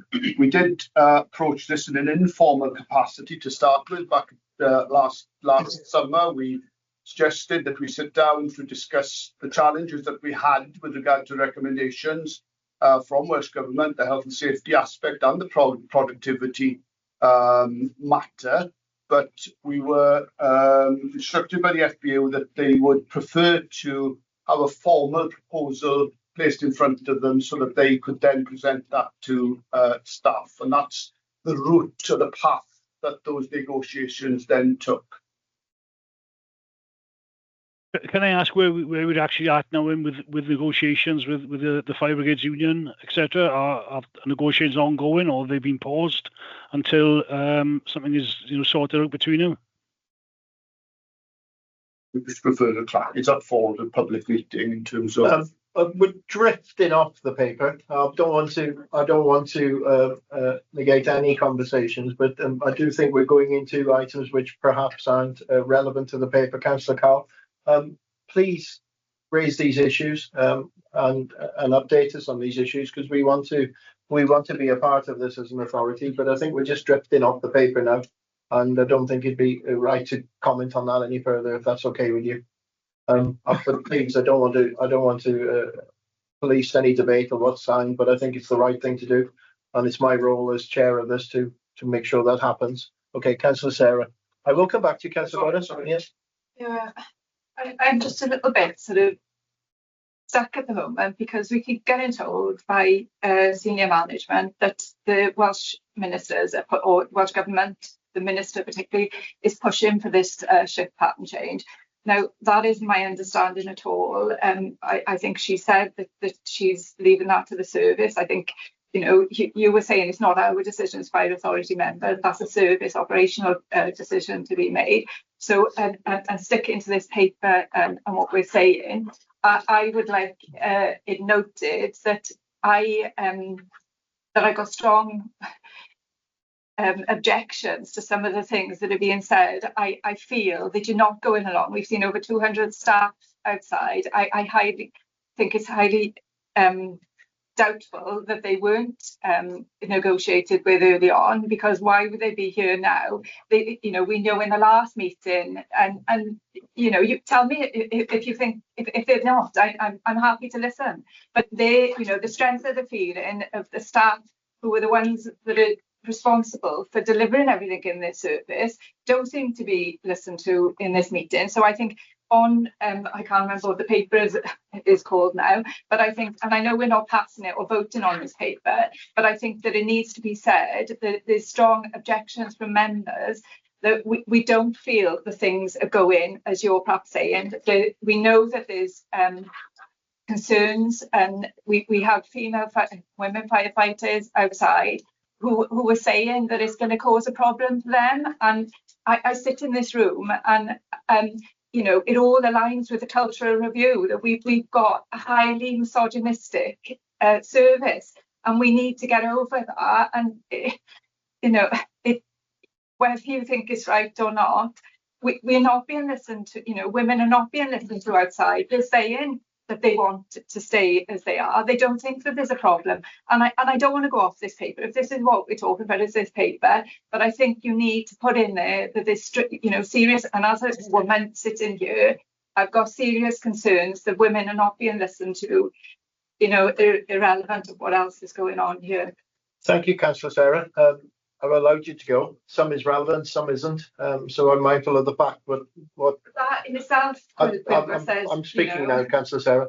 I'm mindful of the fact that I said what I have said to Councillor Carl. So some of what you said has been answered, some hasn't. I think it would be helpful today if we box off this advice that seems to be bubbling around the room and bubbling around outside in relation to the Welsh Minister. I would like that clarified today, please. Yeah, this has come from Welsh Government. It's clear this come from Welsh Government. And that was we had a presentation from the Fire and Rescue Advisor and Crown appointed inspector as well at the last meeting, when everybody had an opportunity to question as to why this has come in, and his information in terms of the health and safety guidance. Even the TUC, there's a document here on the health and safety effects of night work, which is 2024. And it says, HSE on shift work, and this is a recommendation, on shift work and night shifts needs stronger enforcement across workplaces, especially in safety critical industries. Well, we fall into that category. And we're talking about here a 12-hour shift, not a 15-hour shift. So we're well out of compliance with that, okay, in terms of the guidance. These guidelines refer to length of shifts, length of blocks of night shifts, number of recovery days following night shifts, avoiding slow rotations and backwards rotations of shift, avoiding excessive overtime, ensuring adequate meal breaks and comfortable rest facilities, minimum time off between shifts. So these are all things that are captured within the TUC document and the recommendations in that. So it's coming from Welsh Government into us through the health safety as a whole. As I say, the evidence out there, like the introduction says, there is strong evidence in existing literature of a link between shift and night work to negative health outcomes, including cardiovascular, gastrointestinal, and metabolic disorders such as diabetes and metabolic disorder, with weaker links to cancer, reproductive disorders, and mental health. So there are a number of, compelling research evidence out there to say a shorter night shift is better for people. This is about welfare as well. So there's multi-strands into this. We cannot, and I cannot, ignore the health and safety aspect of this. You'll be aware, members, of the recent tragedy we suffered some years ago. We know that the potential for health and safety to come in and issue a prosecution on us. So we cannot ignore this. And you would not expect me to ignore a health and safety matter. Unless you would. I can't imagine you would. As the owner of health and safety, I have to take that forward. Chair, can we put it on the agenda for next? I'm gonna give Councillor Sarah an opportunity to come back now. I don't know what to say. I don't know who we believe, and as we had the meeting with the FBU a couple of weeks ago, David was there and listened. And in the meeting last time, Dan Stevens was allowed to come in. He had time to prepare his case that he was putting towards us, and the FBU weren't given that same consideration. And I know you're on about health and safety now, but I don't believe that is the issue here. And I don't think, what we say about carcinogenic and cancer risk for sleeping, for working longer night shifts. There's people working longer shift patterns in factories. Being a firefighter, you're putting yourself at risk from other things, let alone working longer shifts. So I think that is, I'm not saying you know better than me, Roger. You've been in the job a lot longer. But let's narrow this down now. I've got other councillors waiting. In relation to your comment in relation to Dan Stevens coming into the Fire Authority, it was on the Fire Authority's invite. We've also taken the viewpoint of the FBU in a previous meeting as well. So, we've listened to viewpoints from both sides, and it is up to us and the authority to make on it. I heard what you're saying, Gordon. I'm coming back to you. I'm going to Councillor John now. Yes, thank you, Chair. I think we all have similar concerns in that regard. But coming back to the agenda item, it is what it is. The first report of the Social Partnership Report, and it is reflective in that regard. As a Fire Authority member who has no connections with the fire service, present or past, other than obviously a divine interest as a member of the public who has regrettably had to turn to the service from time to time in our hour of need, and every time has delivered from the very top drawer of support and service. And I suppose it's only fair as well to say I know exactly the pains of working shift patterns. I have a daughter who works for another blue light service who has to work shift patterns. And there is never an ideal model when it comes to shift patterns. What I would say as a Fire Authority member is that I think it is welcoming that we have an open and an honest view here as part, and is absolutely transparent as far as this report is concerned. It is only right and just that one of the key stakeholders' view is held and is captured here in its entirety. And you've done that. So I think we start from that position. It allows Welsh Government, where we report to in that regard of this first report, to have a very clear view of the discontent and the position of a challenge that continues regarding getting this right. And I think they need to get their honest act together as well, because we've heard very clearly from screen in the last meeting, we've heard it today, that we have a fire advisory officer for Wales, who works under the Minister, who works under the direction of the Minister, telling us very clearly that we need to change our work patterns as far as the shift patterns is concerned. And in the same manner and vein, I've read over the last few days an email from the FBU, having had that dialogue with the politician in Cardiff, that may well be suggesting something quite different. So I think we're stuck between the rock and the hard place in that regard. I think we all agree on that.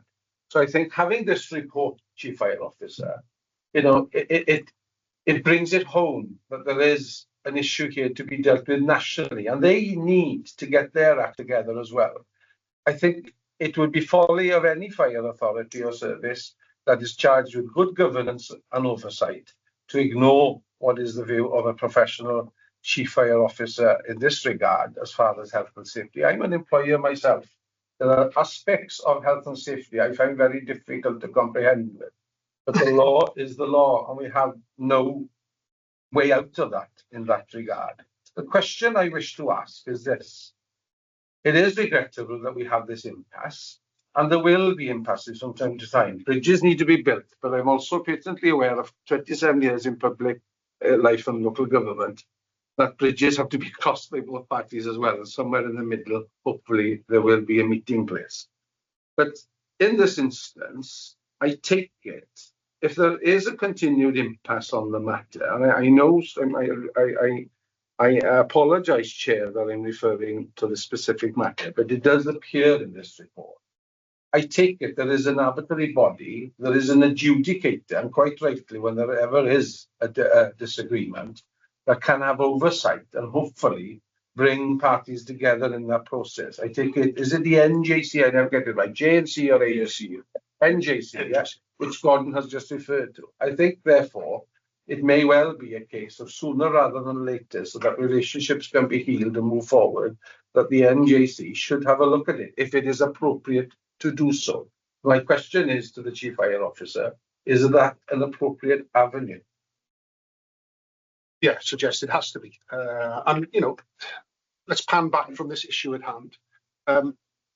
Negotiation with trade unions, it can be very difficult. It can be, because we're talking about organisational change or bringing in things that people don't like. And that is challenging. That's absolutely challenging. And the role of a trade union is, you know, to support their members, absolutely 100%. I absolutely recognise the trade union movement and the need to do that 100%. Because there are industries out there that are not protected in the same way, and you know. But what we are suggesting here now is a longer day shift and a shorter night shift. The aggregate hours is exactly the same. The pay is exactly the same. The defined benefits through pension is exactly the same. Holiday entitlement, everything else is the same. We are complying here with a health and safety guidance. It is a health and safety matter, and it also alludes and makes reference to health and well-being, which again is a primary concern of all of us. I'm sure you'd agree, members. There are also productivity aspects as well, as the deputy has alluded to. So there are productivity gains. You would expect me, in terms of this being public monies, to ensure that we have the most efficient and effective fire and rescue service. I can't imagine any member's going to say that, you know, we shouldn't. So those are two aspects. The third aspect is the broadening of the role. Our ambition as a service to go out and to assist in terms of medical response. And that is, whilst that is not prioritised at the moment in the Welsh Government, we know that that is an area we want to expand into, to assist in terms of Welsh Ambulance Service and the challenges they've got, and also to, you know, protect our own services and engage. We've seen, you know, considerable drop-off in terms of calls. You know, we want to be more, we have some capacity within our system to be able to address some of the issues out there for the Welsh Ambulance Service and the public at large as well. That is a good and appropriate use of public monies. Okay, I'm not sure where. Yeah, I've got other people making comment. I'm not sure where we are with the paper now, but okay, the debate has gone in the direction it has. But okay, things needed to be said. Right, I'm going to Craig now. I've got Councillor Carl. I'm returning to Councillor Gordon, and I've got Councillor Tina after that. Okay. Craig. Yeah, just to help members a little bit with regards to the Chief Fire and Rescue Advisor and Inspector for Wales. So he works with the Welsh ministers and officials on a variety of different issues, but specifically across the 3 fire and rescue authorities in relation to operational preparedness, performance and structure and organisation. And going back to the original thematic review, when it first mentioned shift reviews and health and safety guidance 256, that's from December 2021 in specific relation to recommendation 1 and 2. Without jumping ahead, Chair, because I know it's on the agenda for today as well, is most recent thematic review from January 2025. The recommendation 1 of that thematic review from January 2025 is that all previous thematic review recommendations should be fully implemented by July 2025. So notwithstanding to go ahead to the next agenda piece on that, but just to help members with regards to where we've been with the CFRA, and how he interfaces with Welsh Government. Thank you. Oh, sorry, one final point, Chair. Sorry, it's going to be quick. It's going to be quick. It's going to be very quick. The commissioners are now overseeing the role of an authority in South Wales. It is stated in their terms of reference that all recommendations from thematic reviews of the Chair Foreign Action Advisor should be implemented. And that's a Welsh Government. The Welsh Government appointed commissioners. So you can see the steer. I understand in terms of where the Minister is, but that's a Welsh Government directive. Direct, and that's very recent. That's just last year. Those are the stated terms and conditions that they have signed up to. Okay, I think it's good for information for us as members. Noted that comment there. I think I'm going to Councillor Carroll now. Thank you, Chair. Hopefully the last one for me. Can I just throw this one to the floor, please? We as a fire authority, obviously working in social partnerships with every single union representative, I suppose. The person sat at the back of the room, now the camera just panned out. I'm assuming, are they members of the public or? I believe we've got two members. My question would be, obviously, with the only person with union sort of membership there would be Gordon as a union rep from previous, etc. Are the FBU represented there today by any chance? I do believe that we've got national and local representatives, and which would probably be totaling 10 people, and we have 2 members of the public. Can I ask then why the FBU haven't been allowed to sort of view the members' concerns to the fire authority today? We spoke to some of the members outside today in their rally, and obviously they themselves would have an opportunity to submit public speaking request, which they didn't. But I'll go to the monitoring officer for greater clarification on that. Thank you, Chair. As you appreciate, members of the public just can't come into meetings and speak, but under the Constitution, there is a right to do so, provided the request is made with 2 clear days' notice given to myself. No notice was given of an intention to speak today. So it's not correct to say that there hasn't been an opportunity to speak. There has been an opportunity which hasn't been taken up. Councillor Carr, I'd like to remind you also that we as an authority met online with the FCU as well, which was very, very useful. And certainly I learned from that meeting as well, so that was good. I'm now going to Councillor Gordon. Oh, I'm all right. You're all right? Yeah, okay. Yeah. I've got Councillor Tina and then Councillor Elwood. Sorry, just made a note of that because of the splendid time. I might forgot what I wanted to say. How long ago was the advice from Welsh Government sought? And because I understand it's like 2 ministers ago, so that's changed, and it maybe would be worth a while meeting. And I hate to tell you, it would not tell you how to do the job, but it might be something you might want to revisit with the current minister. People have organised their lives around the working times, and it does have a wider impact on the families of those firefighters. It's not just childcare, there's a lot more to it than that. And I am really concerned on the impact on the workforce that this is having, following on from we've just had an agricultural review report, and that really does worry me that, it's not a great time anyway. So maybe that's something I'd like to have some discussion about. Okay. Yeah. Yeah, just I was going to say paper there now, but Councillor Tina, but whilst we have seen ministers change in the last, we are on our third in the last couple of years, understand that, and that's normal churn into through the government machinery. The civil servants are the same, and this is where it's come from the Chief Foreign Officer, who is the same. We've had no indication, despite a change of minister, that there's any change at all. Absolutely none. If the Cabinet Secretary says we don't want to do it, then we'll review that at the time. But that's not for us to. We have to go with what we are recommended to do. And in terms of the culture, I will pick up on that. Yeah, absolutely. This organisational change affects people. We understand that. I'll pan back from this issue. We know that. We know that people find it hard to change, get used to things, routine, habit, and that sort of thing. We understand that. We do, and we will have a full equality impact assessment and work through with the union as to, if it is agreed to go to 12s, we will look to facilitate the most appropriate start and finish times. We will do that. Now, that won't suit everybody, but I'm guessing the current shift system doesn't suit everybody. So we'll do that, absolutely. But in terms of culture, I wouldn't want to conflate the two issues, because if we say, for instance, now we don't do this for 3 years or whatever, we'll revisit it in 3 years, all the work we'll have done by then is going to impact on it or whatever. So we have to progress with the culture, because a lot of this is distinct and separate from this issue, which does affect a part of the work. Let's absolutely recognise that. But there is a recognised negotiating forum whereby we sit together and we won't always agree. That's part and parcel. And it's not part and parcel of just this service, it's part and parcel of the sector, it's part and parcel of management and trade union representative across the board. That's what happens. This is sadly a normal event. And I appreciate it's been, not something we've experienced here recently, but I've seen this happen before. It does happen. We always want the best relationship, absolutely.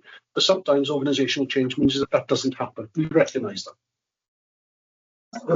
Okay, thank you, Councillor Elmy. I first came across this proposal 2 years ago in my last meeting as chairman of the Welsh Government, Dan Stevens. He went out of his way to emphasise illegality and inefficiency. It caught me a bit off guard, but after the meeting, I went to have a discussion with him, and I said, after thinking it over, 10-14 would meet most of your concerns. His reply was, nah, that's all I had. But that has not been needed, because we had the discussion post-meeting, right?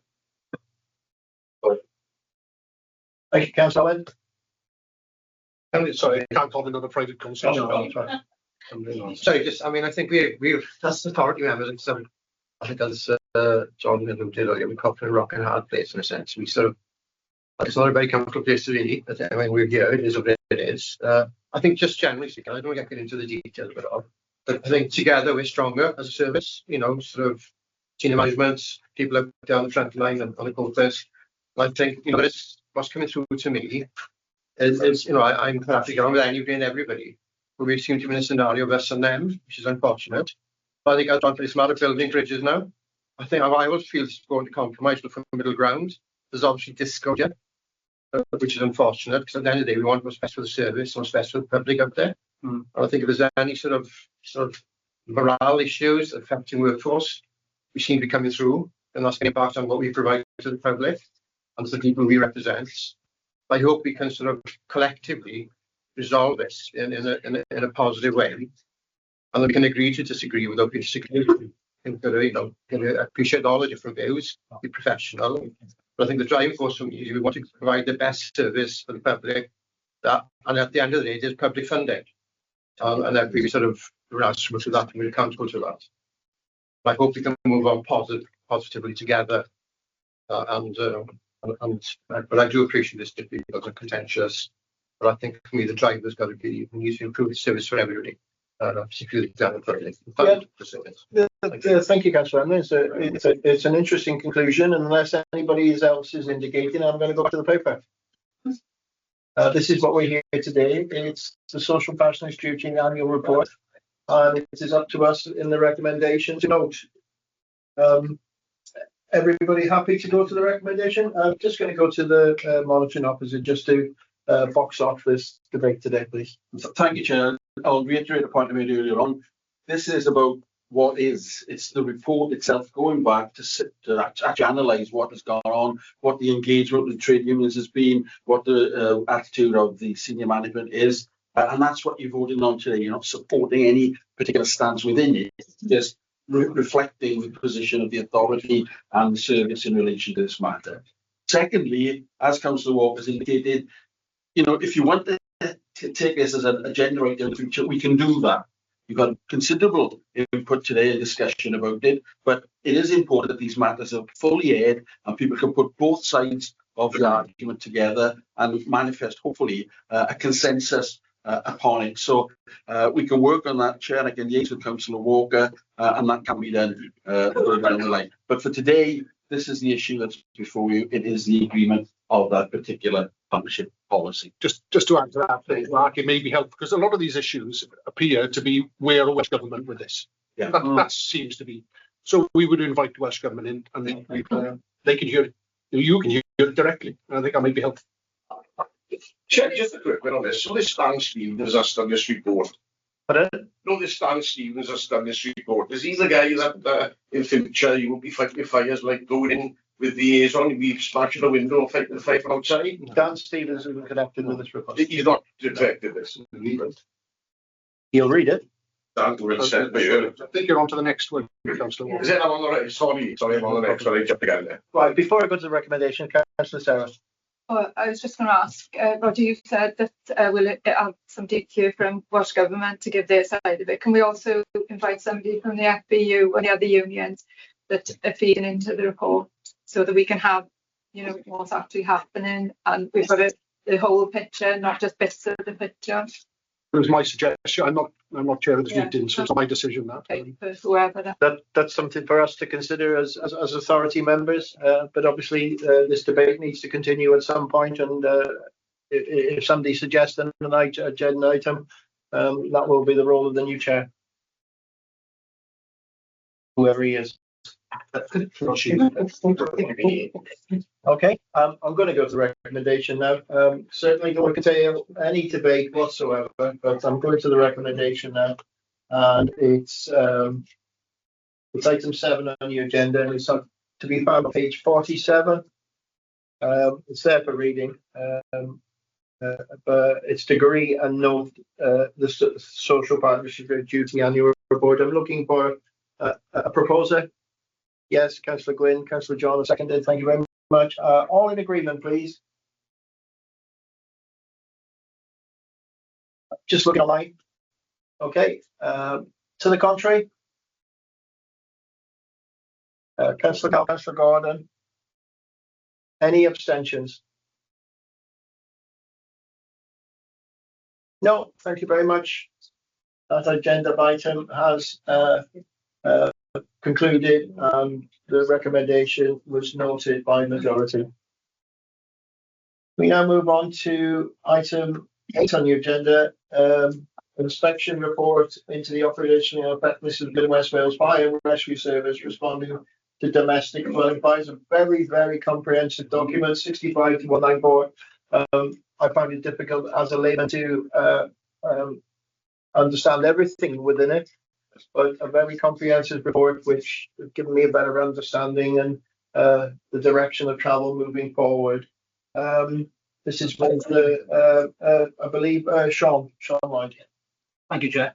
One of members, I think as you have two members, as you've already discussed small now this afternoon, Chief Rescue Advisor Inspector attended the last meeting and gave an overview of some elements and referred to this document. Information paper allows your members to note the full content of that document and allow myself to give you an overview where we are in relation to that. This is the latest of one of 4 documents the Chief Rescue Advisor Inspector has released to Mid and West Wales over recent years. This particular one has 6 specific recommendations with some of them specific timescales allocated as well to achieve these. So the report was published in January 2025. This will be the second of the 3 services getting a report. So back in October 2024, South Wales Fire and Rescue Service had their report published. And just for awareness for members, North Wales have had their inspection and their report is due imminently. So from a service seeing the second tranche of the report, we were fortunate enough to have the access to South Wales' report, understand where the Chief Fire Rescue Advisor Inspector was looking at and where his themes were. So immediately allowed us to do a gap analysis of where we were against their report, bearing in mind it was specific Mid and West Wales. So for awareness then, in November, December 2024, Chief Rescue Advisor and Inspector came into service.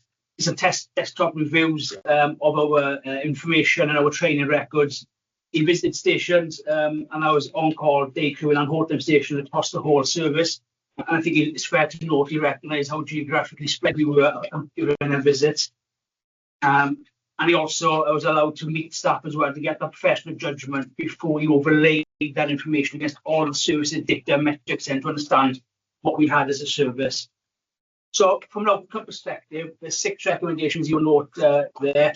5 are very similar to South Wales.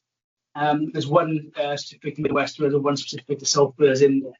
And they heavily focus on our policy documents, our training, and how we quality assure our officers at operational incidents. They're the key themes. Also within the document as well, there's a recommendation with regards to how we do this to an all-Wales approach. I think the view is that we don't do it in 3 separate silos, we work together. And I'm also where he was changing South Wales report to reflect that as well. So for awareness, then we have our first all-Wales meeting on Friday this week in Awdurdod Wells, which we instigated and are hosting. So to come together as 3 services to understand where each service are at, recognising we're all 3 different places in this. The South Wales are further ahead because their report obviously landed earlier. There's a lot of learning to come from them as well. Also, just for awareness, that in meeting will then feed all-Wales training managers meeting and would also feed the National Issues Committee Operationals Committee as well. So there's a lot of focus internally in service and obviously externally from the Welsh Environment. Just from assurance perspective to hopefully assure you what we've done so far in the service. So since the South Wales report landed back in October, we've already reinforced our assurance processes around the tactics we deployed operation incidents.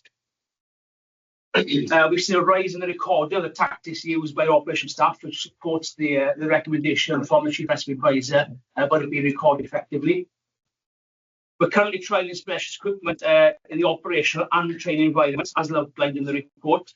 This will allow us to get an evidence-based approach on the wider operation requirement for Mid and West Wales. We've had specific meetings with the Chief Fire Rescue Advisor Inspector post his report, discuss the detail and understanding specifically how when he references documents from Australia and America and the Netherlands, how they fit into our current doctrines, which are NOGA line, National Operational Guidance line, which is a UK policy element. So we've had specific elements with them and he shared certain documents with us to see how our policy is in service, understand can we still be NOG, National Operational Guidance compliant, still on board what he suggests as well. Within this room then we had a presentation from Dr. Ricardo Weaver from the Brandweer Academy in the Netherlands, and he's a doctor within the Netherlands Fire Service who's got expertise and professional skills in how they tackled their approach to firefighting in domestic violence. And that came on the back of fatalities. So firefighters died at incidents. They've done a lot of learning, and obviously in the report the Chief Rescue Advisor Inspector references and pushes us towards that to have a look at. So he came into the room and gave us an overview of what they've done in the Netherlands. On the back of that, 2 members of staff, our head of training delivery and our head of operational procedures and learning, have visited the Netherlands, as suggested in the report, to get an understanding of how they tackle training element and the tracking operational element, understand their approaches.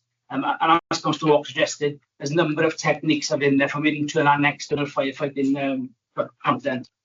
So the report landed last Friday from the team who went over it. So we have an internal working team set up, which shows the progress against each recommendation, as co-chaired by Area Manager Thomas and myself, with internal teams then looking at how we address each recommendation, because as I said at the start, the specific elements to training, procedure and assurance, obviously they fall in different departments in the service to make sure we get that information back in and we can demonstrate effectiveness and progress against each recommendation.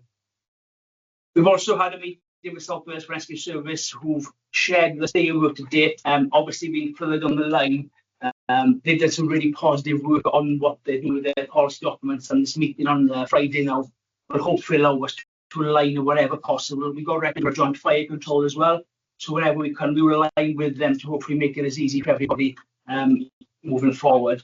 And the final point, they've also met with the North Wales Fire and Rescue point of contact who is dealing with the inspector as he got through the inspection process, albeit North Wales haven't had their report published yet. So that's where we are. There's some different progresses on each recommendation which we're noting. We are in our infancy of getting the responses together. From an urgency perspective, we've got 2 weekly meetings coming together internally to get feedback into it, and we'll probably look to space them out a month, following the All-Wales meeting on Friday. But there's a continued urgency in service from both Area Manager Thomas and myself to make sure we start achieving some of the recommendations within this document. that's a brief overview of where we are with the report and what we've done to date so far. Are there any questions? Councillor Kim. Thank you for that. I would say as a lay member, it's quite a technical document to actually to go through. It was quite an interesting document actually on the change in firefighting techniques that are going on in other countries and the research that is going on in other countries. Quite heartened to hear, because one of my questions was, have we taken up the opportunity to go over the Netherlands to see the different compartmental issues that have arisen, because we seem to be moving far more into apartment buildings rather than traditional housing nowadays, and they provide different challenges that are, and it was quite interesting to read that about closing the door behind to prevent oxygen ingress into the building. One of the questions that I would have though is where's the research in the UK?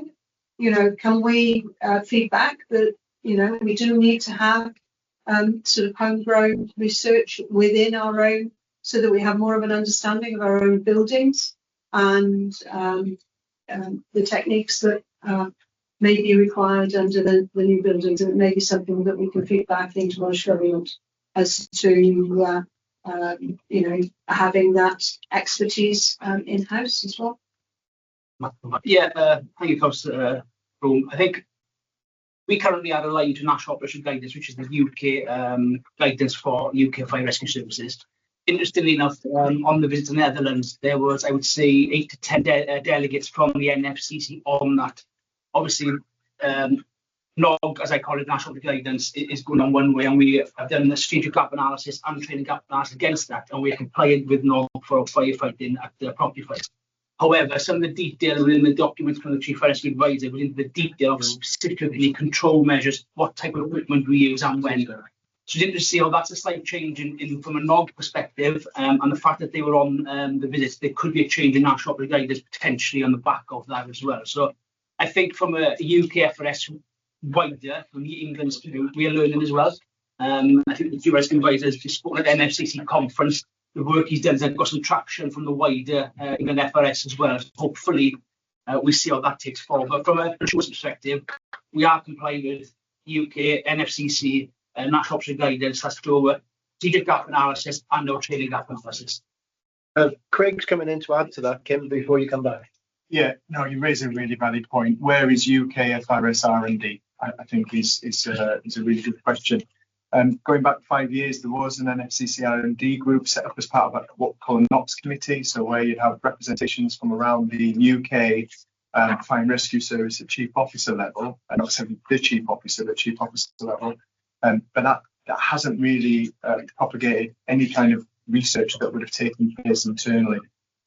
Go back to 2012-13, the National Fire Service Training College then was transferred in terms of ownership, went to Capita, and that's where some of that research going back years ago did used to happen, but nothing has happened recently.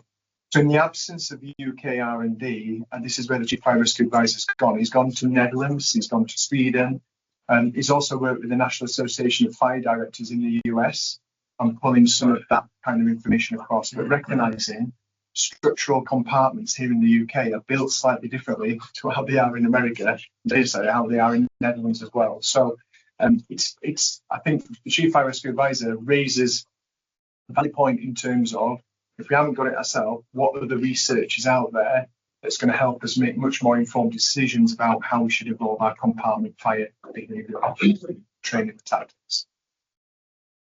Thank you. So as a fire authority, sort of the work on managing or sort of answering the actual recommendations, that would come back into RMC, would it? Ask, is it? Ask. So we have sight of the audit trail as to, you know, the recommendations came back. Because one of the recommendations was to have a more centralised guidance for firefighters, so that they don't have to go to different places to actually get to get the guidance? Are we working on that? Sorry, I know it's very, very early days, but those two are the points that I picked up. I think it's key to note that, and I got to give Software Rescue credit here. They've done a really, because they're ahead of the game, they've done a really good doctoring so far on that one policy. Hopefully, when we go to meet on Friday, our view is if we can align to that, on what we've seen as a draft, it makes sense, and it'd be silly to go have three separate ways of working across the Welsh Fire Rescue Service approach. So we are trying to look to see where we can align that. The draft so far really looks positive from that perspective. Thanks, Kim. Councillor Gordon. Just to ask the question, no, this Stan Stevens, is he the bloke that's guiding the Welsh Government? Chief Fire Advisor, yeah. No, on page 105, it's got there, essentially, this is an offensive exterior attack, which is a control measure tactic, and which should feature within the key control measures. Are they saying now that when an officer in charge or a fire engine turns up the fire, they don't commit the BA anymore? They just smash the window and put the jet through the window? Are they, because what they're talking about is compartment fires, are they just going to stand outside the building and squirt water? Because it seems that's the way they do it, because my friend got his house flooded the other day. No, that's a good question. I think my perspective is, where is this control measure, tactic, control measure? There are no documents or no policy, not specific in telling our staff what to do. So what we picked up in is that's one option we can use. We can be exterior defensive. We can be exterior offensive, where we then go in, we know it's safe to do so. So there's a lot of information available through the Australia and America, which we can shape this process better for our commanders when they're on scene. So we're not advocating that we do not go into fires. It's making sure that the doctrine and the policy that support whatever our staff decide to do based on what they faced at that point in time. So there's definitely no drive away, not entering buildings.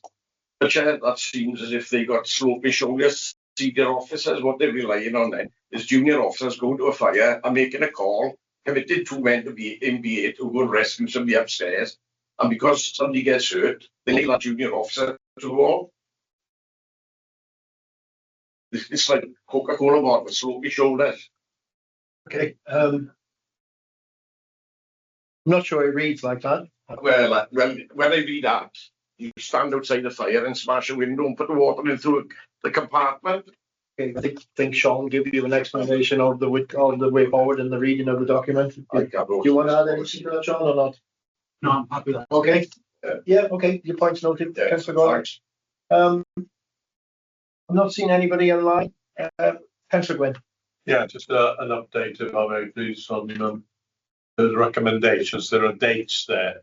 Are we sticking to those dates, or is there a bit of slippage, or where are we at? There's two of them are July, number 1 and 3, I think it is, and number 2 is March. Yeah, and to be fair to the Chief Rescue Advisor, when we met him, when he gave us overview, he wants to prioritize number 5, albeit he didn't have a date on it.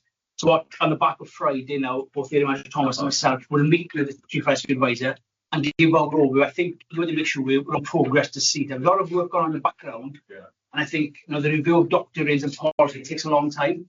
As long as we can demonstrate we're working towards that is what he's looking for, and he was comfortable with our approach when we spoke to him post-publication. So we maintain that dialogue as we have done. She's aware of where we're at on certain elements, allowed to come back and challenge us if need be on some more time scales. But we'll have rationale for that if we don't meet them, but we'll be in constant dialogue with him. Just aware we're voting on this, that the dates are reasonably. It's an information paper for awareness for members to be aware of the document. So you don't have to vote on it, yeah. Just there's a note. Yeah. Okay, that's good. Okay. That's an appropriate time to go through the recommendation. Especially the recommendation that the Fire Authority note the contents of the report. Okay, proposer, seconder. All in favour? To the contrary? Councillor Gordon, anybody else? And abstentions. Okay, once again, the paper's been noted by majority. Thank you. I'm very noting the time. We're in the blend of offering a break again, but I'm mindful of the fact I'd like to keep going. If anybody doesn't speak up, I keep going. Yeah. We move to item 9 on the agenda, the firefighters' pensions, remedying age discrimination. Mr. Ian Coleman, we've held you, Councillor Gordon. We have to leave the room, can I in receipt of a pension, No, I think it's a personal interest. You're not actually voting on anything. You're just getting for information, I would suggest. Right, thank you for that. Ian, we've kept you waiting for some time now. As you know, Ian's visited us before as chair of the local pensions board. Ian, before I come to you, I'm just going to go over to Midrian as a short introduction, please. Thank you. Yes, thank you, Chair, and members, you'll be familiar with Ian and his involvement with the local pension board. So what Ian's going to bring us on the way today is a deadline in regards to remedial service statements, which are part of the remedy with MAWW, which you've had a number of updates here from the chair of the local pension board and an overview of the complexity around meeting the statutory obligations that we have.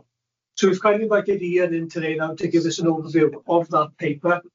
And then if there's any questions, I'm sure between us we can respond to. So over to you then, Ian.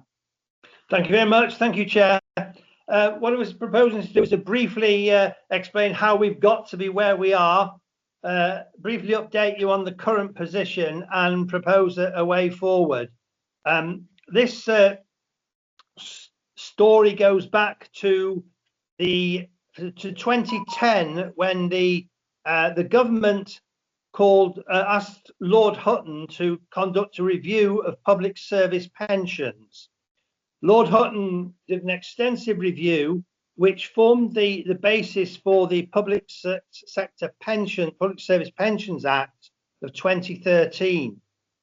And that was the forerunner for the new pension scheme, firefighters pension scheme from 2015. It affected all public service pensions. And when I say the government, I mean the UK government. This is not a Welsh government issue. It's entirely a UK government issue. In putting together that legislation in 2013, Lord Hutton advised the government that they had included, or they proposed to include, a provision that those members of any of the pension schemes who were within 10 years of retirement would have their pensions protected. Lord Hutton advised the government that this could be deemed to be age discriminatory. The government took that risk, and immediately the legislation was passed. It was being challenged on the basis of age discrimination. Two cases came before the courts, one by MacLeod, who was a judge, and one by Sargent, who was a firefighter. The judge heard both of those cases and said, this is clearly age discriminatory, not prepared to hear any more cases, sent it back to the government to look again at the legislation. There continue to be numerous challenges and judicial reviews, and eventually the government enacted the Public Service Pensions and Judicial Offices Act in 2022. Within that act was a requirement that those firefighters who were affected by this would receive an immediate choice remediable service statement by the 31st of March 2025. That's the issue that brings us here today. Subsequent to the 2022 legislation, there continued to be further challenges. Until those challenges were resolved satisfactorily, the IT suppliers, because this is a large IT system basically, the IT suppliers were not able to design amendments to their existing systems or new systems. We, as the Mid and West Wales Fire Rescue Authority, completed all the necessary work on our side by June of 2024 and passed it all over to the administrators, which is Carmarthenshire County Council. Carmarthenshire actually provide this service for a number of fire authorities, police authorities, and the county council itself. Because the IT systems were not in place, Carmarthenshire have had to do these calculations manually, and that's taken an enormous amount of time. So it brings us to a situation today where they've not completed these calculations. There are 207 members of Mid and West Wales Fire and Rescue Authority who are affected. Only 29, as of Friday, close of play on Friday, only 29 of the calculations have been completed. However, 142 of the firefighters who are affected are on the correct scheme, and they will see no change to their pensions entitlements. However, they still have to receive a calculation, a remediable service statement, and that still has to be done manually, and these are all taking a long time. So we're actually down to 36 people, I think, who are still outstanding on these calculations. Because this is a statutory requirement, and because we are going to be in breach of it by next week, it needs to be reported to the pensions regulator. I'll say at this stage that, as far as I'm aware, the majority of fire and rescue authorities, not only in Wales but also in England, will be in breach of this legislation, will be in breach of this target for reasons that I just explained. So I would recommend that we report to the regulator. If you choose not to report to the regulator, then there will have to be a report to the next pension board meeting in April, and I'll have to report to the regulator because it's a statutory responsibility for the pension board. And if the pension board don't report, then they individually, members of that board individually, are liable for costs. The regulator, obviously it's up to the regulator what action they choose to take. My guess will be, because this is a national issue, the regulator is unlikely to take any action unless they can see that the authorities made no attempt to comply with the legislation, and that is not the case for us. We've made a full attempt to comply with all aspects of this legislation. So what we're facing today is one breach, or is a breach of the remediable service statements.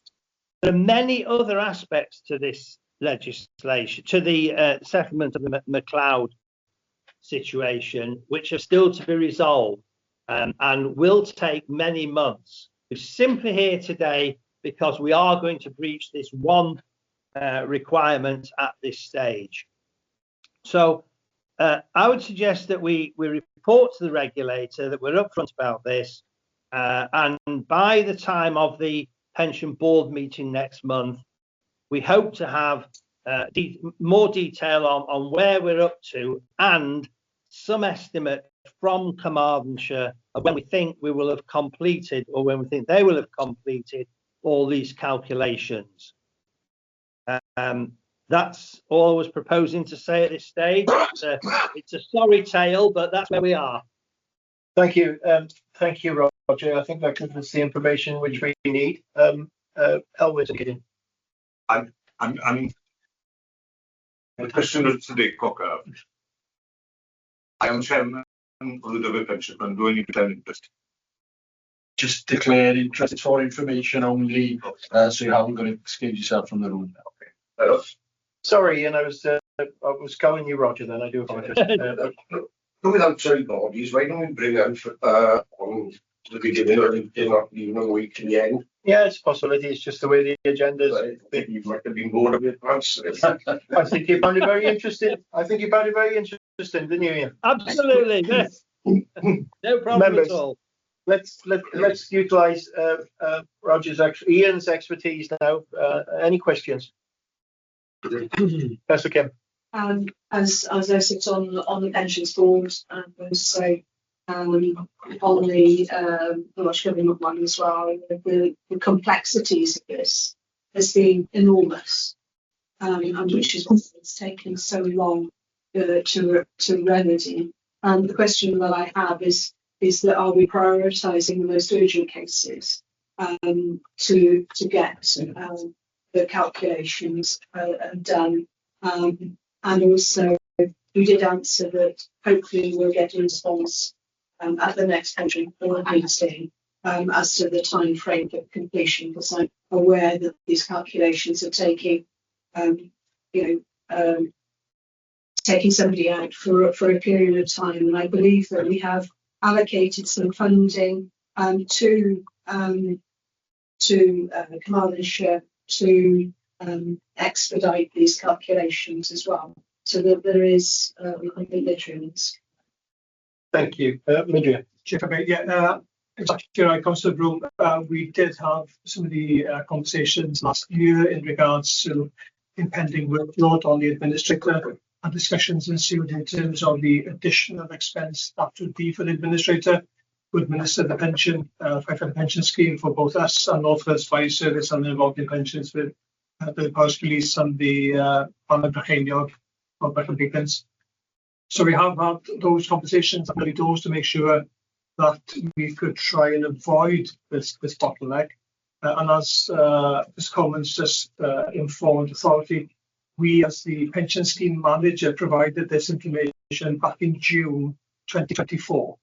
And it is unfortunate due to the complexity of the matters, the calculations, and the delays in the IT calculation software that we are where we are at the moment. And just to answer you at the point, Councillor Broom, in regards to prioritising urgent cases, then that's the conversation that is happening.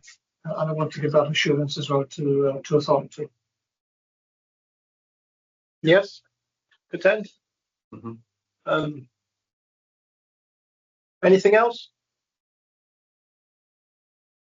No. Thank you, Ian, for helping us with this.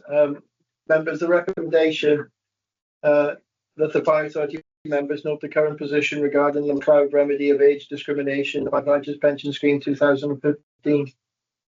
Members, move into note. Seconded. All in favour? To the contrary? And abstention. Councillor Elwyn has abstained. Thank you. Members, the recommendation has been noted. Thank you. Almost there. On item 10 on the agenda, cultural verbal update with the Chief. Roger, please.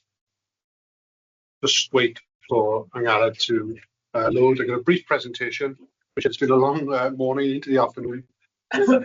I'll try and take you through.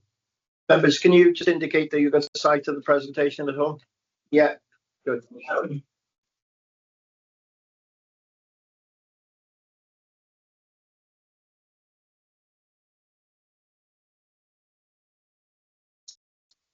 Okay, thank you, members. I'll try and take you through. Some of this will be you'll have heard before, but hopefully I'll provide an update as well on position statement as to where we are. So, organisational culture.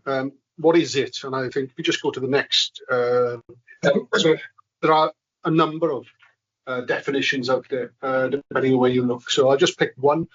Organisational culture is a set of values, beliefs, attitudes, systems, and rules that outline and influence employee behaviour within an organisation. So that's just a broad descriptor of the issue that we're dealing with here now. So next slide. Okay, so what have we done so far? Where are we? Well, you recall that when I came into post, I commissioned a cultural audit prior to any of these issues being raised in the sector, really. So prior to the London report or the South Wales issues being raised.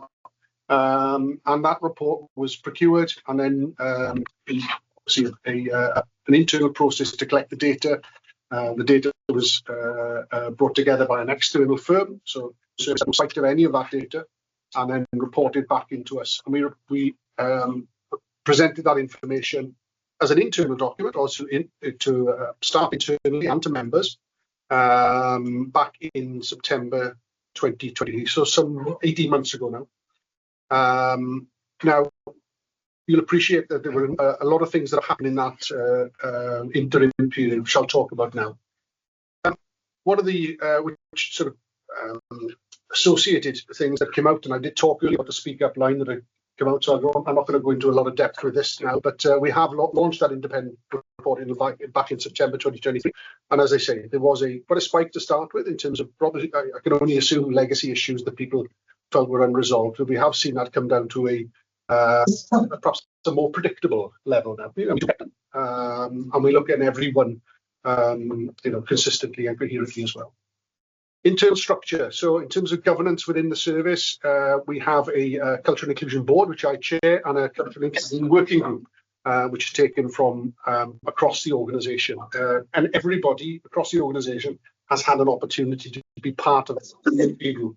So we've left that, and we have a range of individuals who across different shift patterns, working arrangements, departments as well. So a number of people have joined that. I think the number was well in excess of 40 at one point. Cross-organisational learning, we are obviously not an island organisation. We are looking at what we can take from other organisations and other findings and other key reports. So I've referenced already the HMI-CFRS. HMI-CFRS stands for Her Majesty's Inspectorate of Constabulary and Fire and Rescue Services, and their Spotlight report, which again only related to English Fire and Rescue Services at the time, but has been adopted in its entirety by the Welsh Government and the recommendations contained therein. Obviously, our nearest neighbours and the issues that are well documented out in the external media around their cultural issues that they faced, and again, some of them that we've got internally are aligned to those. There's a crossover in terms of issues. And then finally, the sound of the alarm report, the report that came out from the committee. Well, myself and the chair sat and gave evidence into that, along with a number of stakeholders as well. So again, that raised some issues. Out of that then came the directive into us to conduct our own cultural audit, which was independently produced by Crest Advisory, and obviously sat in the public domain. And you'll appreciate that last month we had sight of that, and obviously it raised significant issues, which I'll be honest, the vast majority you would be aware of from 18 months ago, because there is a close correlation in terms of what we already knew and what we were already working towards. So a lot of this work is already in train. Okay. So what have we delivered today? I've talked about the Culture and Inclusion Board and Working Groups, a government structure that oversees the work internally. I've talked about Speak Up as well, so an ability for all staff. There are various means and mechanisms whereby staff can raise concerns should they have them in the workplace. We also have a Professional Standards Board, which is chaired by the Deputy, a Safeguarding Board, which is chaired by Adrian Harris as well. So a number of the issues that were raised, we have now governance structures to look at these issues critically, and to report on those, and to advise for changes in policies and procedures going forward. Procedural review I'll touch on in a moment in terms of the scale of things that we've dealt with and managed, and ensure that we are up to date.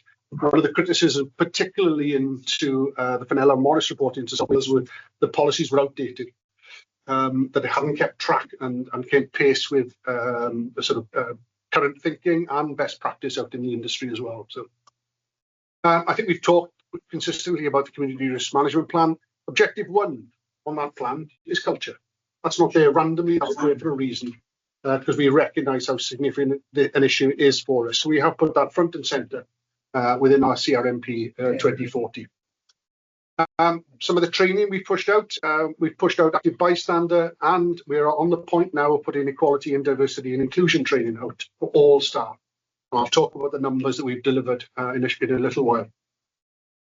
We've obviously published the independent review, and we've had a series of webinars, 7 in total, one with Fire Authority members who've had a chance to question Crest on the information contained within the report, how they came to those findings, and that's been an open session.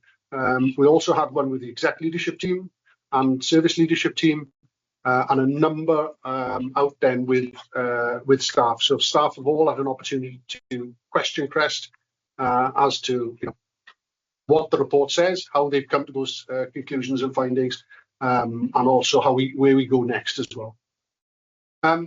We had an action plan clearly, which was in train, which I talked about our internal report, and we've revised the action plan. We've sat down with executive leadership team and service leadership team to work through the recommendations.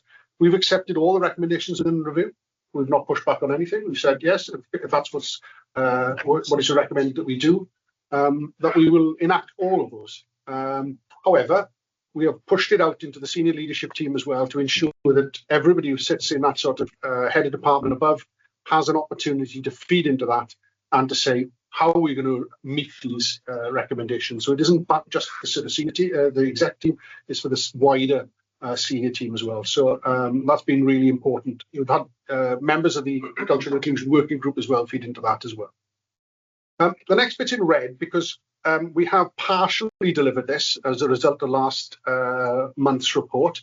So we are in the process of procuring our procurement process to identify an independent specialist on organisational change to guide our practice. We recognise that, but possibly the skill sets are there's an area of independence, so somebody outside the service to advise us. But also there's a capacity issue within the service as well. We've also, as in terms of the question was raised about resourcing this going forward, we are going to put a culture change team, and that's all they will do for the next 18 months, 2 years, is to work on delivering the recommendations and our action plan as well. So there's a real focus on addressing some of the issues that we face. I don't expect you to read all that unless you've got a pair of binoculars, but just to get a sense of, it's not important what's in there, what's important is the scale of the issues that we've reviewed in terms of procedures. And this is not an exhaustive list as well. So we have gone back over pretty much all our health and our HR policies that impact on staff and ensure they're up to date, they're aligned to best practice, either it's CIPD or ACAS and the like as well, so where those issues sit. And there's been a huge amount of work that's gone on in this interim period to ensure that we are rolling out best practice. In terms of training development, we recognise, and I talked about the sort of behaviours that we're looking to change. Now, behaviours are often embedded in individuals, they are entrenched. So we recognise that the importance of education and training to address those and to ensure that we are on a better path. The top one there is active bystander. So to date, and this was last week, we have a number of mop-up sessions, 1,300 staff in the organisation. We have done over 1,100, which is an incredible, bearing in mind, you think of our retained service with an availability of 2 to 3 hours, positive hours a week. So that's been a huge undertaking. I will say the feedback we've had on that course has been overwhelmingly positive. So what active bystander does, it allows or gives people the skills to be able to challenge inappropriate behaviour in the workplace. We're conscious that people, there's perpetrators in the workplace, people who do these things, and there's people who recognise it and walk past it. And we recognise that this is the group we can probably influence in terms of ensuring these things are not happening or they're challenged. But it gives people the skills to be able to challenge those things, not perhaps to dive in straight away, but to delay, to think about things, perhaps raise with a line manager or raise with an individual as well. So the course there gives people the skills to be able to manage and ensure that things are called out. Coaching and mentoring strategy was launched back in October 2024. This is about bringing people through in terms of their own skill sets, ensuring there's people are aware of their roles, but also their future roles as well. So it's giving people those skills in the workplace in a sort of leadership and management sense as well. Organisational development pathways. This is something we introduced a few years ago, but I'll be honest, it has waned a little bit. So we're looking to relaunch that now in Q1 2025-26, so post-April. And that will give an indication of what development is available for staff on all levels. So the development they'll be offered will be appropriate to their role to ensure that people have the skills they need to do their job. And a lot of that will be about people management, difficult conversations, managing conflict like as well. So that's a really important development for us. I did talk about ED&I, quality, diversity and inclusion. We've agreed the course content that's been done internally, and that's due to be rolled out now again in Q1. So you're conscious with the retain, we don't want to bombard them with a lot of additional training, so we do this in a staged and scheduled way as well. Let's take a sip of water, bear with me. Okay, in terms of governance, because clearly your role as the authority is important in terms of this sector. So I've talked about being objective one with a CRMP, a community risk management plan. It is critically important that that is front and centre and the most important thing that we need to address. We report in the authority, so quarterly updates into performance audit and scrutiny committee. So members are citing on our progress against our performance. And also we have other bodies within the authority who sit on the Joint Consultative Forum, the JCF, obviously trade unions involved in that as well.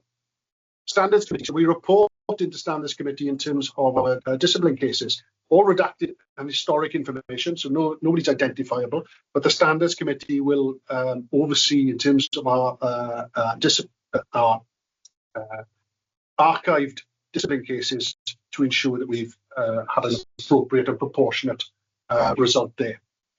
It is a standard agenda item on a number of key meetings with rep bodies, with our executive leadership team, service leadership team as well.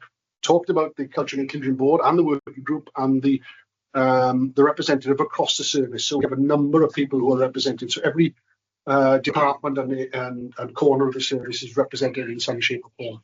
And we update regularly, or I update regularly into Welsh Government in terms of progress as well. Some of the challenges we face. This is not easy, members. This is really not easy stuff, because you're talking about, changing attitudes, you're changing behaviours. These things are, particularly when people are entrenched, and this is the way they've always done it. It's quite difficult. So, and these issues here now are not my sort of challenges, but these are the challenges you find out there when you look at the research and the academic sort of feedback that you get. There is a resistance to change. We know that there's a thing called cultural inertia. People find it very difficult to change behaviours because they've done it like this and they've done it like this forever. But that's something we need to work. So we need to explain why we're doing things. We need to understand the challenges that people find and feel in terms of changing things going forward. Visible leadership at all levels. This is about people getting out there and, walking the talk, I call it, actually doing things, being role models and the likes as well. Comms is critical, and the comms was an area of identified within the report that is challenging for us. We know that. We have most of our workforce, almost half are with us for a very short period of time in an evening. So getting a consistent, coherent comms out to them is really challenging. We know that, but we can do things differently, and we can ensure that we have audience-tailored comms out to different parts of the organisation. And there are competing priorities, as you can imagine. But we need to find the resources to do that. We need to find those from within, which we are doing. We have done. We are going to resource an internal team. We're going to independent specialists as well to come in to advise us where we've got that gap in our own sort of skill sets internally.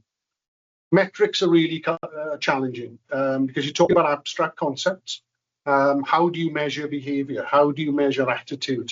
We're not. This isn't. Pound, shillings and pence thing. It's a challenging thing to measure, but that doesn't mean we won't do it. There'll be various things in which we can actually report back into members so you can see progress as we go.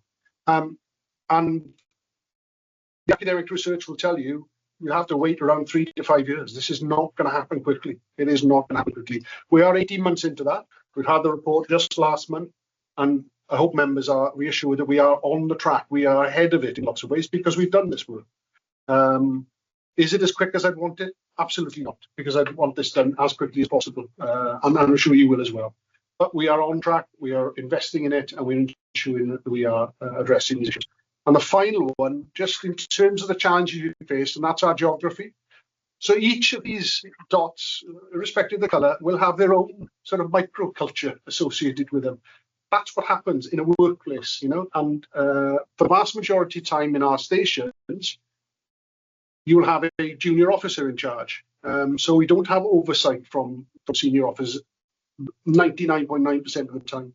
So we need to know when issues arise, how a proper portal into us to ensure that we can address those issues as they come. But that's quite challenging in terms of our geography. In terms of those crewing patterns, in terms of the limited time that some individuals have with us, or on the converse side, challenges we've got in terms of microcultures evolving, emerging, and developing as well. So we need to challenge those as well where they happen in a negative sense, I should say. Members, that's a whistle-stop tour. I think the last slide take you over. A lot of that will not be new to you because we report already into you. This has been an 8-month issue for us, so a lot of that won't be new. But I hope you can see that we've invested heavily in it. There's a lot of progress, but there's a lot of work to do as well. We recognise that, and we are appealing to that as well. Happy to take any questions. Okay, there's your opportunity, members. Obviously, it's something that just needs to be in the forefront of our minds. Councillor Cowell's got his hand up, followed by Councillor David. Thank you, Chair. Thank you, Chief Officer, for your presentation. A couple of questions, if you don't mind, please. You've included the rep bodies in the sort of a cultural changes, etc. Will they be involved in appointing an independent scrutineer to oversee the cultural review? And also, as us, the fire authority, how are we going to improve communications with the rep bodies? Surely this would be beneficial for improving the organisational culture, which is ongoing, and more in keeping with the social partnership, etc. Thank you. Thanks, Councillor. I'll bring in Midrin Harris to the appointment of the independent specialist. In terms of your second question, absolutely, we recognise that within the report. Although our report does say that trade union involvement with trade union has improved. That's stipulated in the report. So that must be a widespread view. Otherwise, it wouldn't be in there. So that is positive. That's a starting point. I appreciate the current issues notwithstanding, which does impact on things. So I'm not ignoring that at all. We'll always look to engage with trade unions to ensure that they are the voice of the workforce, and we have to listen to that. We do listen to that. We'll absolutely do that. You have my word. So I'll bring in Midrin in terms of the appointment of the independent specialist who's been heavily involved in the procurement of this. Thank you, Chief. And yeah, good question, Councillor Jordan. In regards to where we are, the external specialists, so we looked at what frameworks are out there. Current commercial services framework, we found a supplier, or a number of suppliers, about 30 suppliers on a particular framework to do with specialist services and work of this nature. We canvassed expressions of interest, so we had quite a detailed overview of what type of consultant or consultants we were looking for. That closed a week last Friday. We had the best part of a half a dozen expressions of interest from individuals who were very keen to be part of that work. So over the last couple of days, we've completed the detailed specification. I'm pleased to say that today on the South to Wales portal, which is a procurement portal with Welsh Government, that will go live, and that will be live for the best part of 2 weeks. So moving quite quickly with this. So to answer your question in regards to whether the trade unions will have a voice in it, we've set out a schedule, which will be in this room. On April the 8th, we look at all the bids which have come in for this work to be discussed and reviewed by that group. There's a panel, if I may, that's yet to be decided, but in my draft correspondence to colleagues, I've set out an indicative attendance list for that panel, which includes representation from each of the trade unions within the organisation, to include 5 authority members, to include potentially maybe some external stakeholders as well. I know we've met with White River quite recently, new chief executive there, so potentially we could look to look at that type of source as well to come into the panel and provide that impartiality in looking at the bids. And secondly, on the Wednesday, then the 9th of April, that's where the invitation will be for these companies to present their case to us, for us to evaluate and for us to make a decision within 24 hours on that. So the timelines we're looking at is that we're looking at somebody starting around the early part of May. End of April is probably really quite a challenge, but I think beginning of May will be much more realistic. We're setting up very clear expectations. We want an organisation that has a very clear strategic vision to support us. We want strong leadership skills as well in regards to supporting the organisation, certainly supporting the culture action group that we'll be putting into place on that. We want a really effective communication provider as well. We've just had a conversation about communication across the organisation, so that will be pivotal.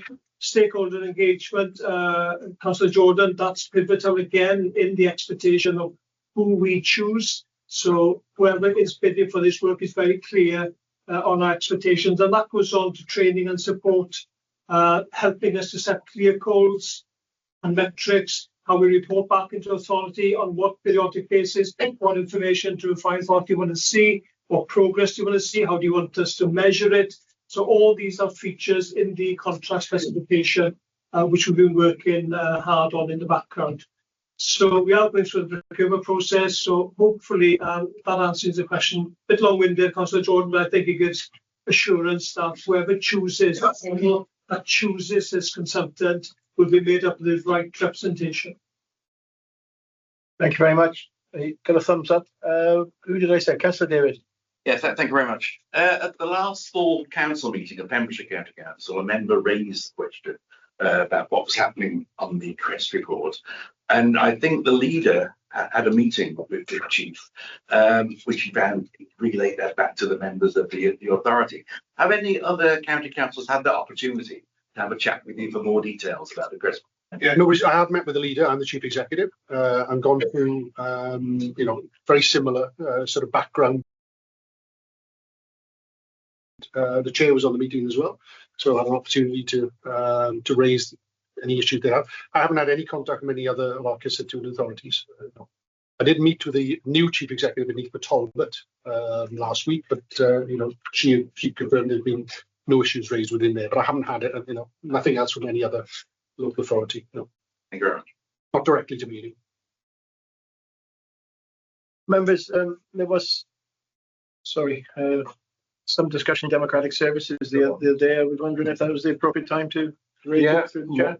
Thank you, Chair. Yeah. I think it goes without saying it's imperative that whilst we're grateful for the Chief Fire Officer for giving us a very quick canter through where we are at this present time, but it's imperative that the authority have equal and joint ownership of what is going to be a challenging journey, a journey that has to happen, it needs to happen, and certainly it needs to be owned equally as well by the authority as well in the interest of good and effective governance and accountable governance. We discussed certain elements. Members will remember, for instance, there was one suggestion in that report about perception regarding promotions and opportunities of climbing the professional ladder, and not always seen or perceived to be fair and equal to. And it was decided that we look at an opportunity for authority members to sit in those processes, yet to be decided as far as thresholds, at what rank and level do we participate. But we participate only as observers, obviously so, as lay people, but it provides that assurance and reassurance to those that may have a view that it has been done equitably, fairly, and totally open and transparent.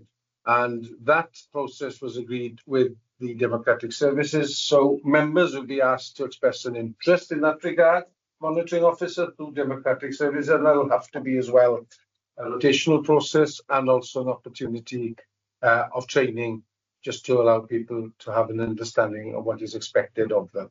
And clearly as well, beyond what was discussed in democratic services, it's important and imperative that the members of the authority, their representation of the authority on, for instance, the Cultural and Inclusion Board, whilst there is reporting back, that ownership is key, critical in actually instilling confidence in the authority and those that are looking on the authority as far as holding the service to account. Thank you, John. Just on that point, I know Councillor Jones is online and has taken part in as an observer in a promotion process. So I don't know to put him on the spot to come in, but that has already taken place. I think we're very, just before I bring Councillor Jones in, I think we're very conscious as well of us not leaping into solution focus. Let's bring the specialist in. Let's get that external independent view and then shape that internally. So we have, there is proper governance, and we're doing industry standard and accepted, best practice out there, as opposed to possibly what we think, and I think it's important to have that degree of independence, but also, as you say, Councillor Davis, the external oversight as well. Councillor Linden, would you like to comment on your experience and was it positive? Yeah, no, certainly. Thanks for the opportunity. I certainly spoke to Craig Blandry, that is, afterwards, and it was I sat in on a day of interviews actually, which was really interesting. I came up with a number of points. I thought the team at the fire service did a great job at interviewing actually, in drawing out answers and so on, and that was really positive. But I did say I'd put a few notes together, which I haven't had a chance to do, but I will do and let you have them. But it is certainly positive what was going on, and how everything was conducted, and it was certainly interesting to see it happening. Thank you, Councillor, and then apologies for putting you on the spot. No. I'll let you have some notes from that, but I have spoken to Craig at length about it. Okay, thank you. I'm not seeing anything online. Anybody indicating in the room? Thank you very much. The journey continues. Thanks for that verbal update. It takes us to 11. Any other items of business? I haven't been made aware of any. No, Chair, nothing came through. Roger, it's really bothering me a bit about this business with the direction the Welsh Government are taking it. What about South and North Wales? Are they pursuing the 224 change? I can't really comment on what they are doing. As I understand it at the moment, they are not. So why is Welsh Government targeting Mid and West? They're not targeting. The same recommendations have gone out to all of them. Can for other members, because I think I would hope that they would feel the same. Can we pause any change in shift negotiate, whatever you're doing with the shift pattern changes, until we've got it in writing from the Welsh Government Minister that this is the direction that she wants to go in? Councillor Sarah, I'm going to have to stop you there. We are in any other business. If you want to do something along the lines, we discussed it earlier. If you want to bring an agenda item to a next meeting, or if there's an urgency to it, we will have to call an EGM. I understand your passion. That's fine. When you're saying you're going to make these changes, then, because I know you in the last meeting said that it was the end of the consultation was imminent. Was it you or not? Yeah, the negotiation process has run, but it's run in accordance with the Grey Book. No, I refer back to the point that was raised earlier in the meeting around the NGC made by Councillor John. I'm hoping that they can assist us through this process now, because we are at an impasse locally. But that's the purpose of the NGC. So hopefully they perform to their purpose and they help us through. So you will get them in before anything is done. Is that?